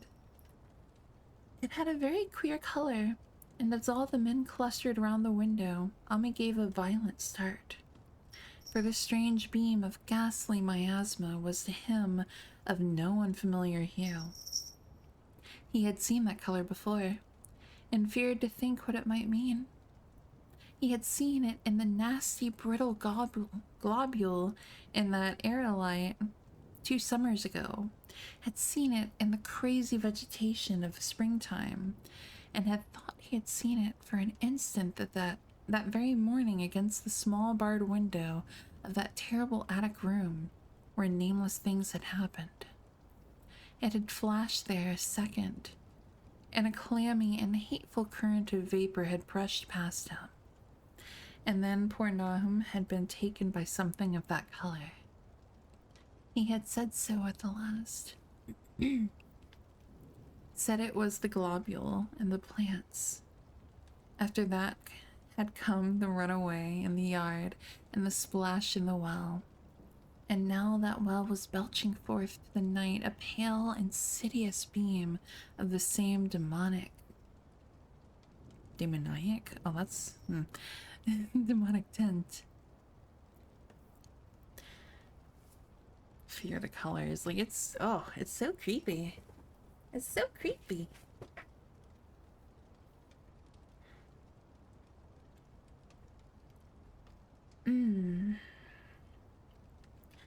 It does credit to the alertness of Ami's mind that he puzzled even at that tense moment over a point which was essentially scientific. He could not but wonder at his gleaning of the same impression from a vapor glimpsed in the daytime, against a window opening on the morning sky, and from a nocturnal exhalation seen as a phosphorescent mist against the black and blasted landscape. It wasn't right. It wasn't against nature. Oh, sorry. It was against nature. And he thought of those terrible last words of a stricken friend. It come from some place where things ain't as they is here. One of them professors said so. All 3 horses outside, tied to a pair of shriveled saplings by the road, were now neighing and pawing frantically. The wagon driver started for the door to do something, but Ami laid a shaky hand on his shoulder. "Don't go out there," he whispered. "There's more to this nor what we know. Nahum said something lived in the well that sucks your life out. He said it must be summit growed from the round ball like one we all seen in the meteor stone that fell a year ago June. Sucks and burns, he said, and it's just a cloud of color like that light out there that you can hardly see and can't tell what it is. Nahum thought it feeds on everything living and gets stronger all the time. He said he's seen it this last week. It must be something from away off in the sky, like the men from the college last year says the meteor stone was. The way it's made and the way it works ain't like no way in God's world. It's summit from beyond. From beyond. So the men paused indecisively as the light from the well grew stronger, and the hitched horses pawed and whinnied in an increasing frenzy. It was truly an awful moment, with terror in that ancient and accursed house itself. 4 monstrous sets of fragments, 2 from the house and 2 from the well, and the woodshed behind, and that shaft of unknown and unholy iridescence from the slimy depths in front. Ami had restrained the driver on impulse, forgetting how uninjured he himself was after the clammy brushing of that colored vapor in the attic room. But perhaps it is just as well that he acted as he did. No one will ever know what was abroad that night. And though the blasphemy from beyond had not so far hurt any human of unweakened mind, there's no telling what it might not have done at that last moment. And with its seemingly increased strength and the special signs of purpose it was soon to display beneath the half-clouded moonlit sky.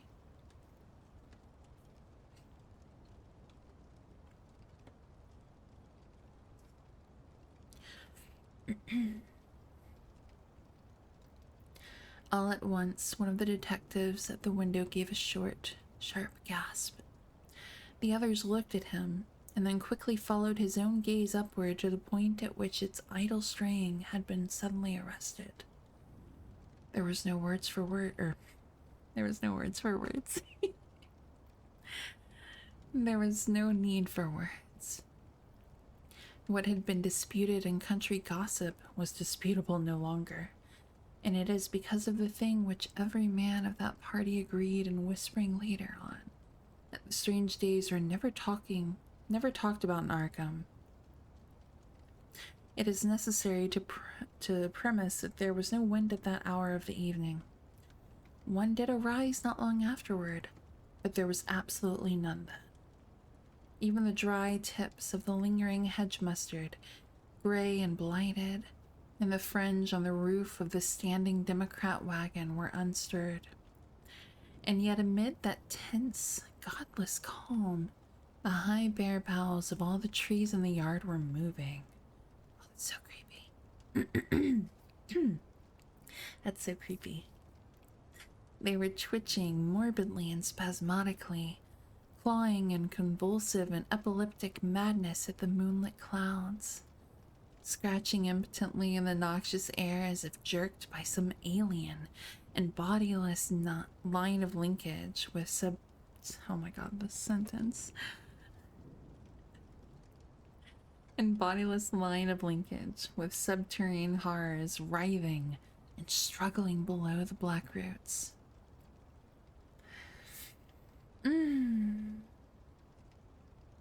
I term frequently without words for words. Wordception, but negative. Super cozy, super cozy, super cozy. We like the super cozy. Oh my god, it's Wander! Wander's here. Welcome in, Wander.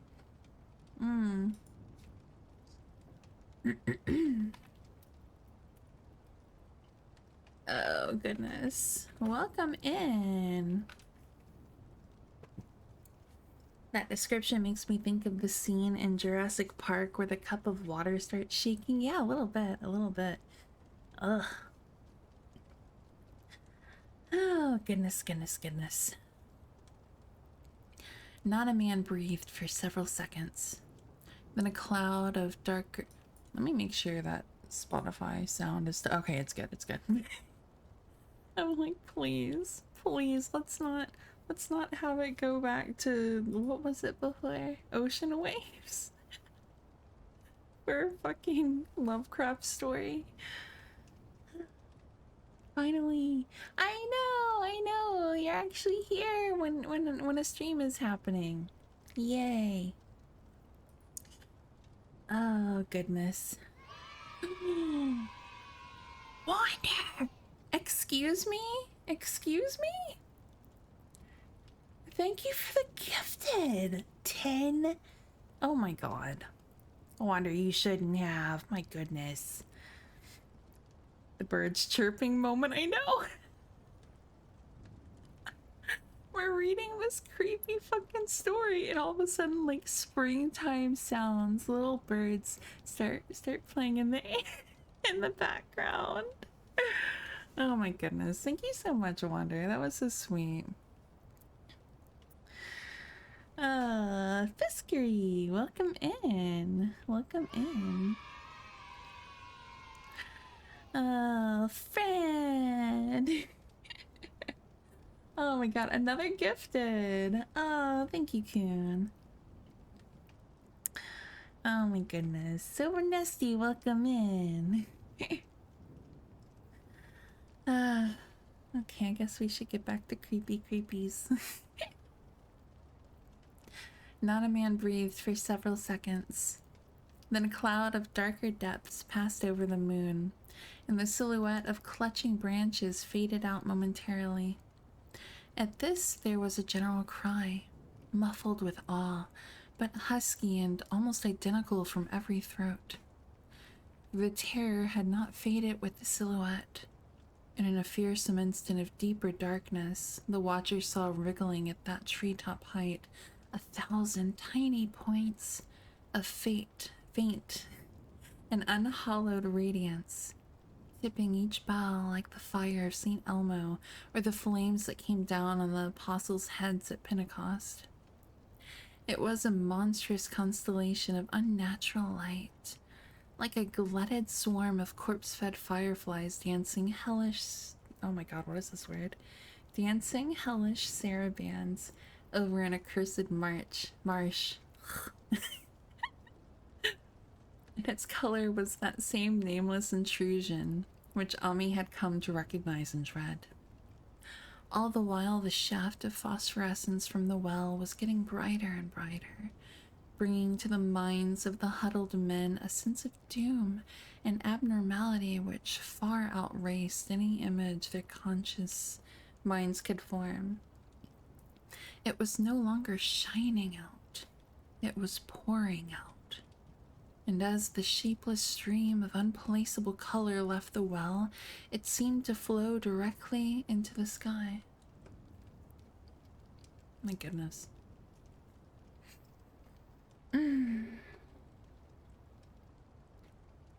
Oh my god, that... No, sorry for interrupting, I swear to God. Oh my goodness.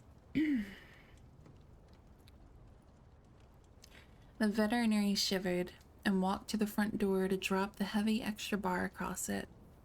Ami shook no less, and had to tug and point for lack of a controllable voice when he wished to draw notice to the growing luminosity of the trees.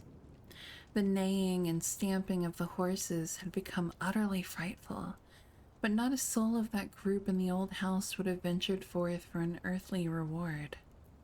With the moments, the shining of the trees increased, while their restless branches seemed to strain more and more toward verticality.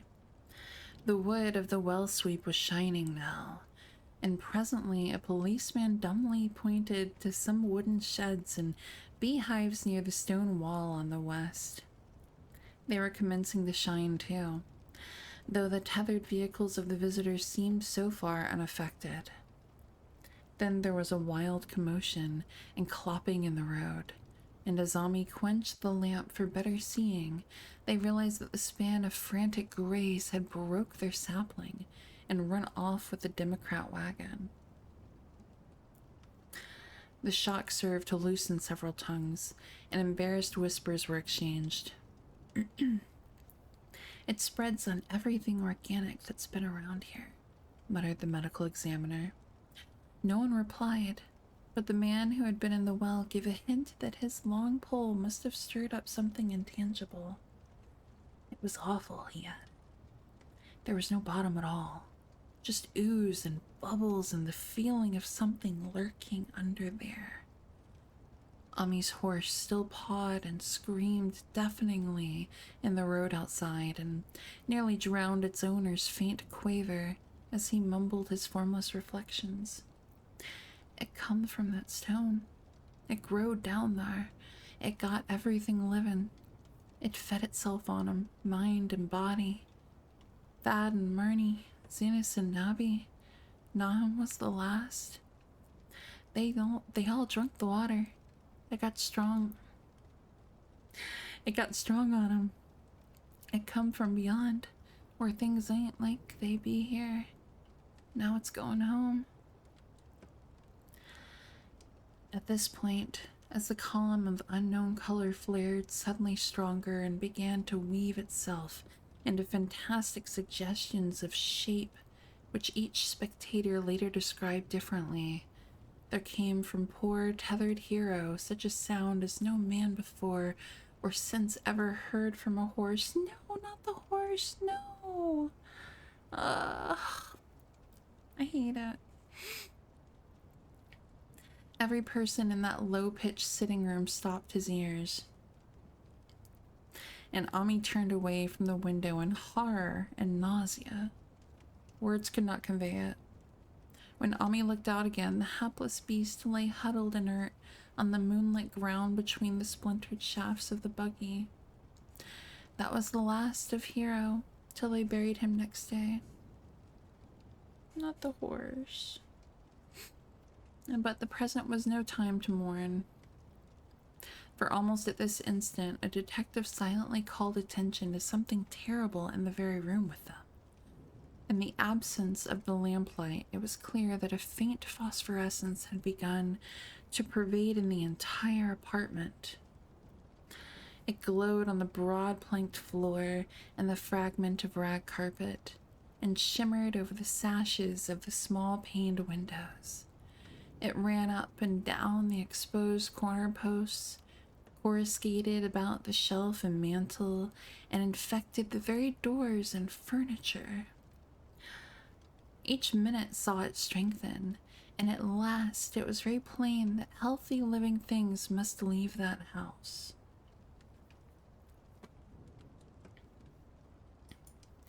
My brain is just not in a punny mood right now. Thank fuck for that, Celts. I swear. Gotta keep some going for Solid. No, please. Please. Please.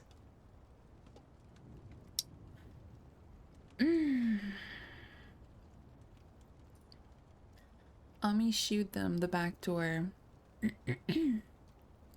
and the path up through the fields to the 10-acre pasture. They walked and stumbled as in a dream and did not dare look back till they were far away on the high ground. They were glad of the path, for they could not have gone the front way by that well. It was bad enough passing the glowing barn and sheds and those shining orchard trees with their gnarled, fiendish contours. But thank heaven the branches did their worst twisting high up. Ooh, excuse me, I had to burp. Oh, Victoria, thank you for the follow. Welcome in. I hope you're doing well. Hi. Hello.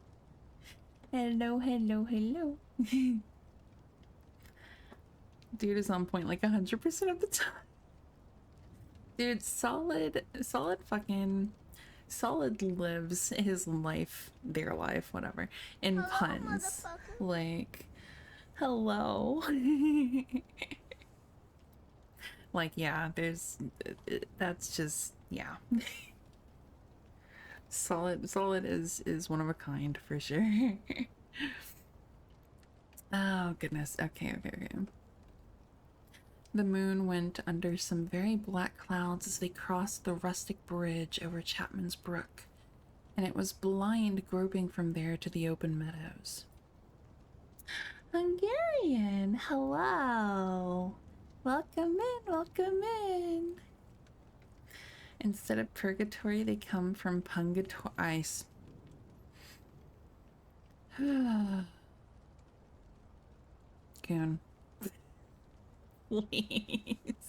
Please. What's up, Nikki? What's up? What's going on? Always a Nikki when you need her. Oh, guys. Thank you for the follow, Hungarian. You're number 300. Or wait, Nikki, you were 300. Thank you for the follow. Aw, thank you so much, guys. Yay.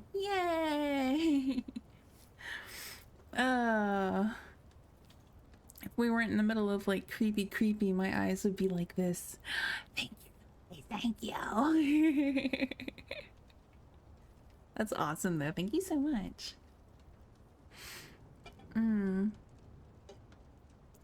Can't sleep as per usual, so I'm coming in to support. Aw.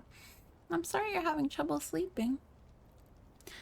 I would say hopefully I can like I can maybe try to reach you to sleep a little, but this is also like creepy story time, so I don't know how you are with nightmares and such, but anyway, it's cozy in here. It's cozy. You can at least have some cozy relaxing time. Oh, I need a stretch. Oh my god. I am determined to finish this story with you guys tonight. Cozy creepy. When they looked back toward the valley and the distant Gardner place, at the bottom they saw a fearsome sight. All the farm was shining with the hideous unknown blend of color. Trees, buildings, and even such grass and herbage as had not been wholly changed to lethal gray brittleness.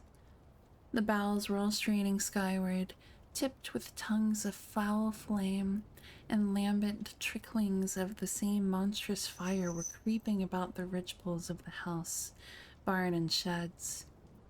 It was a scene from a vision of Fuseli? Fuseli? I'm not sure.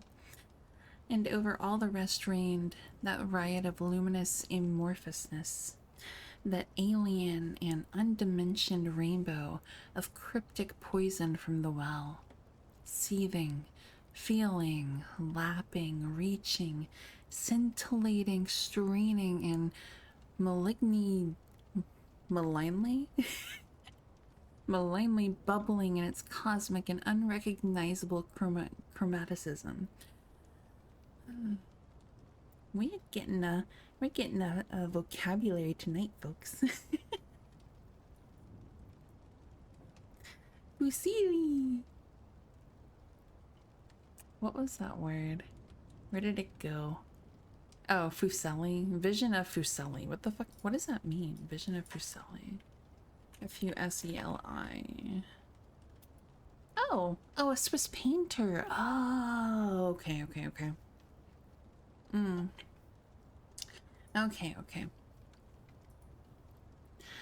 Then, without warning, the hideous thing shot vertically up toward the sky like a rocket or meteor, leaving behind no trail and disappearing through a round and curiously regular hole in the clouds before any man could gasp or cry out. No watcher can ever forget that sight, and Ami stared blankly at the stars of Cygnus, Deneb twinkling above the others, where the unknown color had melted into the Milky Way. But his gaze was the next moment called swiftly to earth by the crackling in the valley. It was just that, only a wooden ripping and crackling, and not an explosion, as so many others of the party vowed. Yet the outcome was the same, for in one feverish, kaleidoscopic instant there burst up from that doomed and accursed farm a gleamingly eruptive cataclysm of unnatural sparks and substance, blurring the glance of the few who saw it, and sending forth to the zenith a bombarding cloudburst of such colored and fantastic fragments as our universe must needs disown. Our universe must needs disown. There we go. Through quickly reclosing vapors, they followed the great morbidity that had vanished, and in another second they had vanished too. Behind and below was only a darkness to which the men dared not return, and all about was a mounting wind which seemed to sweep down in black, or gusts from interstellar space. It shrieked and howled and lashed the fields and distorted woods in a mad cosmic frenzy, till soon the trembling party realized it would be no use waiting for the moon to shew what was left down there at Nahum's. I'm so not gonna sleep now, and the glowing eyes of yours, I'm sold. You're too sweet, For some reason I was thinking muesli. I have no idea why. My brain inserted the nyum sound effect while visualizing that shooting into the sky. Yeah. Could you imagine actually seeing this shit? Like, this is wild. It would be so scary. Like, that whole fight or flight thing. My cat just looked at me so cute. Oh my god. That whole fight or flight thing, like, I would be neither. I would be frozen. I would just be frozen in terror and horror. Like, I wish I would have that fight. Like, of course it's all. Oh, Wolf, thank you for the follow. Welcome in. Yeah, stuck in awe. Like, of course, all of that's to say, like, you never know how you would react, how your body's gonna react to something, something that would trigger a fight or flight, or I guess in my case, frozen, response. but I'm pretty sure I'd be frozen. I wish I would be fight, but no way. No shot. No shot. I would be frozen and the thing would take me over and you know, that'd be fine. It'd be terrifying. Fight, flight, freeze works pretty well. Yeah, stuck in awe. Yeah. Too odd even to hint theories, the 7 shaking men trudged back toward Arkham by the North Road. Ami was worse than his fellows, and begged them to see him inside his own kitchen, instead of keeping straight on to town. He did not wish to cross the nighted Windward Woods alone to his home on the main road, for he had had an added shock that the others were spared, and was crushed forever with a brooding fear he dared not even mention for many years to come. As the rest of the watchers on that tempestuous hill had stolidly set their faces toward the road, Ami had looked back an instant at the shadowed valley of desolation, so lately sheltering his ill-starred friend.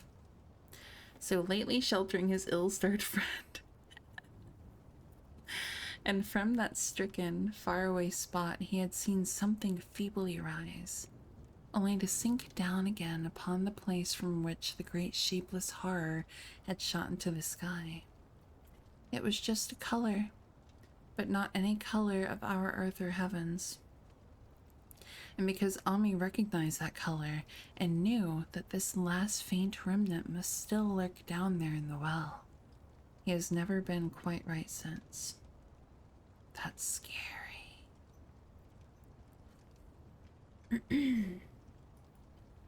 I'd be frozen and gaslight myself into thinking I'm just being strategic. I mean, that's fair.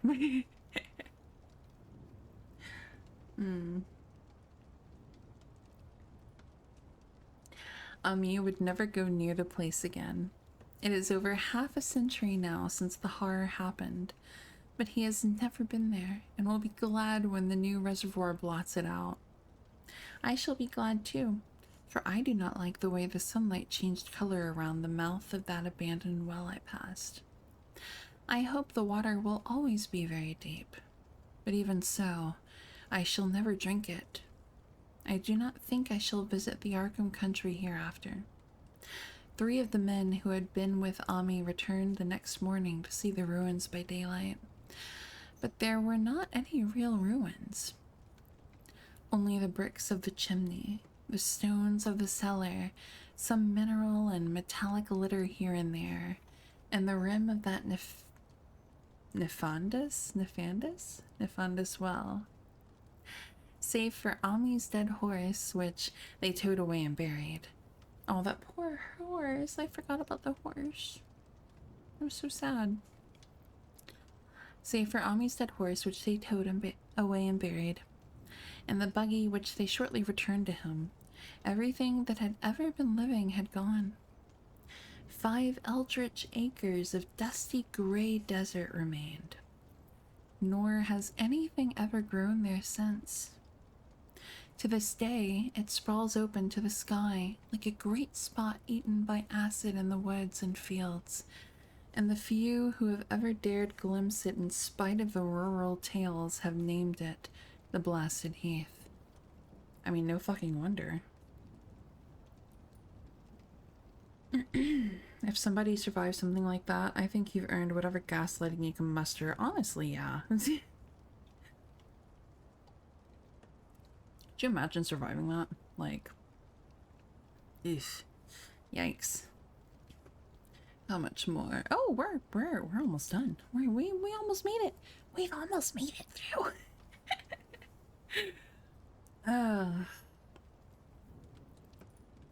The rural tales are queer. They might be even queer if city men and college chemists could be interested enough to analyze the water from that disused well, or the gray dust that no wind seems ever to disperse. Botanists, too, ought to study the stunted flora on the borders of that spot, for they might shed light on the country notion that the blight is spreading, little by little, perhaps an inch a year. People say the color of the neighboring herbage is not quite right in the spring, and that wild things leave queer. Wait a minute. Did it fucking. Okay, no, it didn't. I thought it went to the ocean waves, stupid thing. Okay. People say the color of the neighboring herbage is not quite right in the spring, and that wild things leave queer prints in the light winter snow. Snow never seems quite so heavy on the blasted heath as it is elsewhere. Horses, the few that are left in this motor age, grow skittish in the silent valley, and hunters cannot depend on their dogs too near the splotch of grayish dust. Ugh. So much gray. I don't really know how to type out ocean sounds. No, I definitely still hear the thunder. I wanted to make sure. It's just the wind. It's just the wind and the storm. They say the mental influences are very bad too.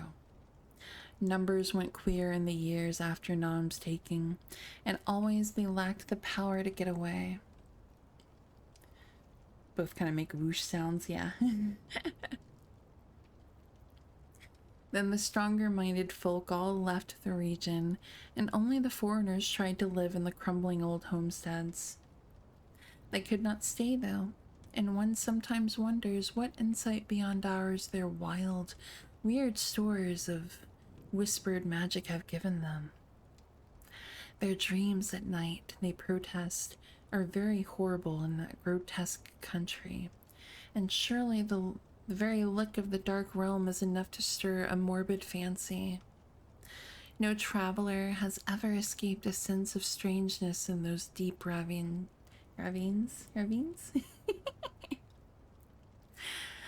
And artists shiver as they paint thick woods whose mystery is as much of the spirit as of the eye.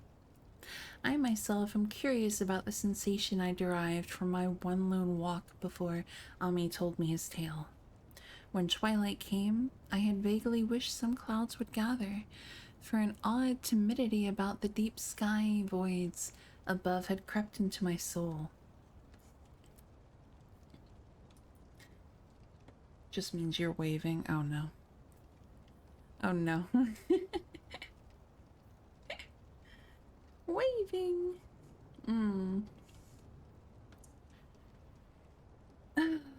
Goodness.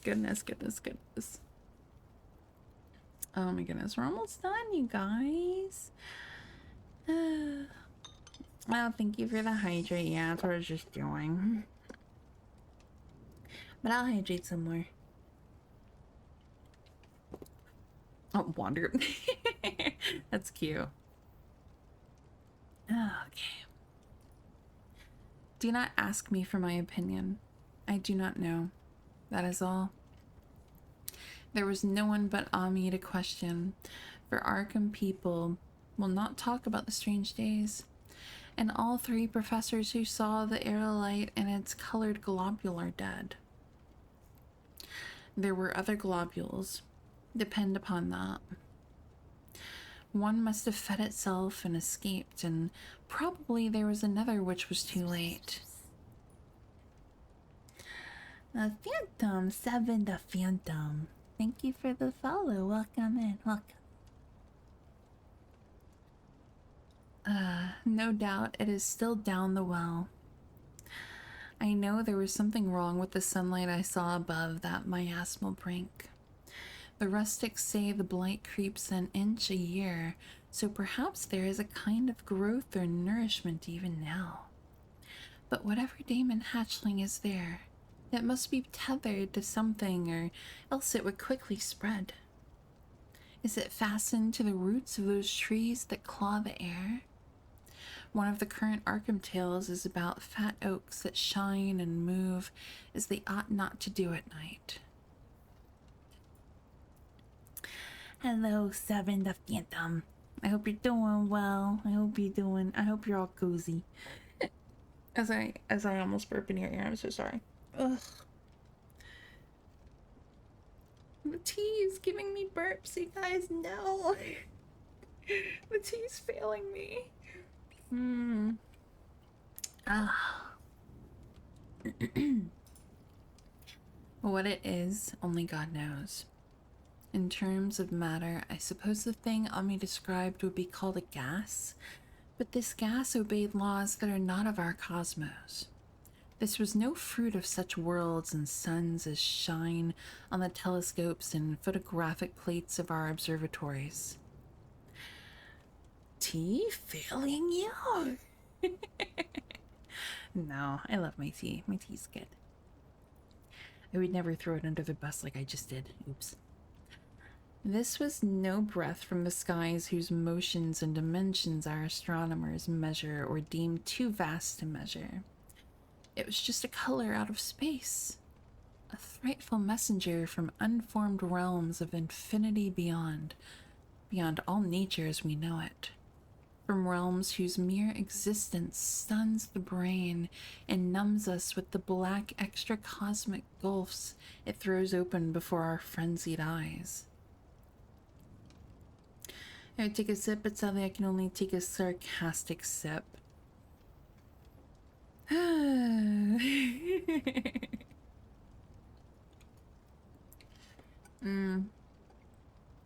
so weird. I only really started doing this like ever since I started streaming. I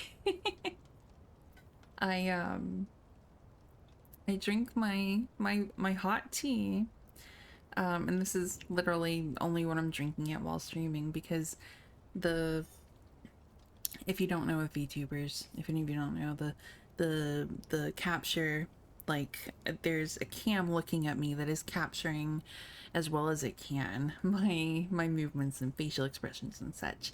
And when you put something over your mouth, or like, you know, if you kind of confuse it a little, when like, long story short, I would take a sip out of my Yeti, and it would get confused, and my mouth would do weird things, or I don't know what. So ever since then, I started to put a straw in my Yeti. So I drink my hot tea through a straw on stream. It works though. It works. It works. Like hear me out. It fucking works. I went to get water like 20 minutes ago. The cup is in the kitchen. So the sounds, get your fucking water. Get your water. It's incredible, but also very silly. Oh, it's ridiculous. Like, I feel so silly drinking hot tea, burning my fucking tongue on this tea, drinking it from a spoon, wow, from from a straw. But yeah, it works. So, you know, do what you gotta do. Exactly, Coon. Exactly. Yeah. Can't argue that logic. Oh geez, oh geez. Oh my god, we have one paragraph left. We have one paragraph, and we will have completed the story. Oh. Okay. Alright, let's do it. Let's do it. I doubt very much if Ami consciously lied to me. I know, really good timing. And I do not think his tale was all a freak of madness as the townfolk had forewarned. Something terrible came to the hills and valleys on that meteor, and something terrible, though I know not in what proportion, still remains. I shall be glad to see the water come. Meanwhile, I hope nothing will happen to Ami. He saw so much of the thing, and its influence was so insidious. Why has he never been able to move away? How clearly he recalled those dying words of Nahum's. Can't get away. Draws ya. You know someone's comin', but 'tain't no use. Ami is such a good old man. When the reservoir gang gets to work, I must write the chief engineer to keep a sharp watch on him. I would hate to think of him as the gray, twisted, brittle monstrosity which persists more and more in troubling my sleep. And that, dear ones, is the color. Oh god. Oh my god, we went all the way down there. Is the color Out of Space.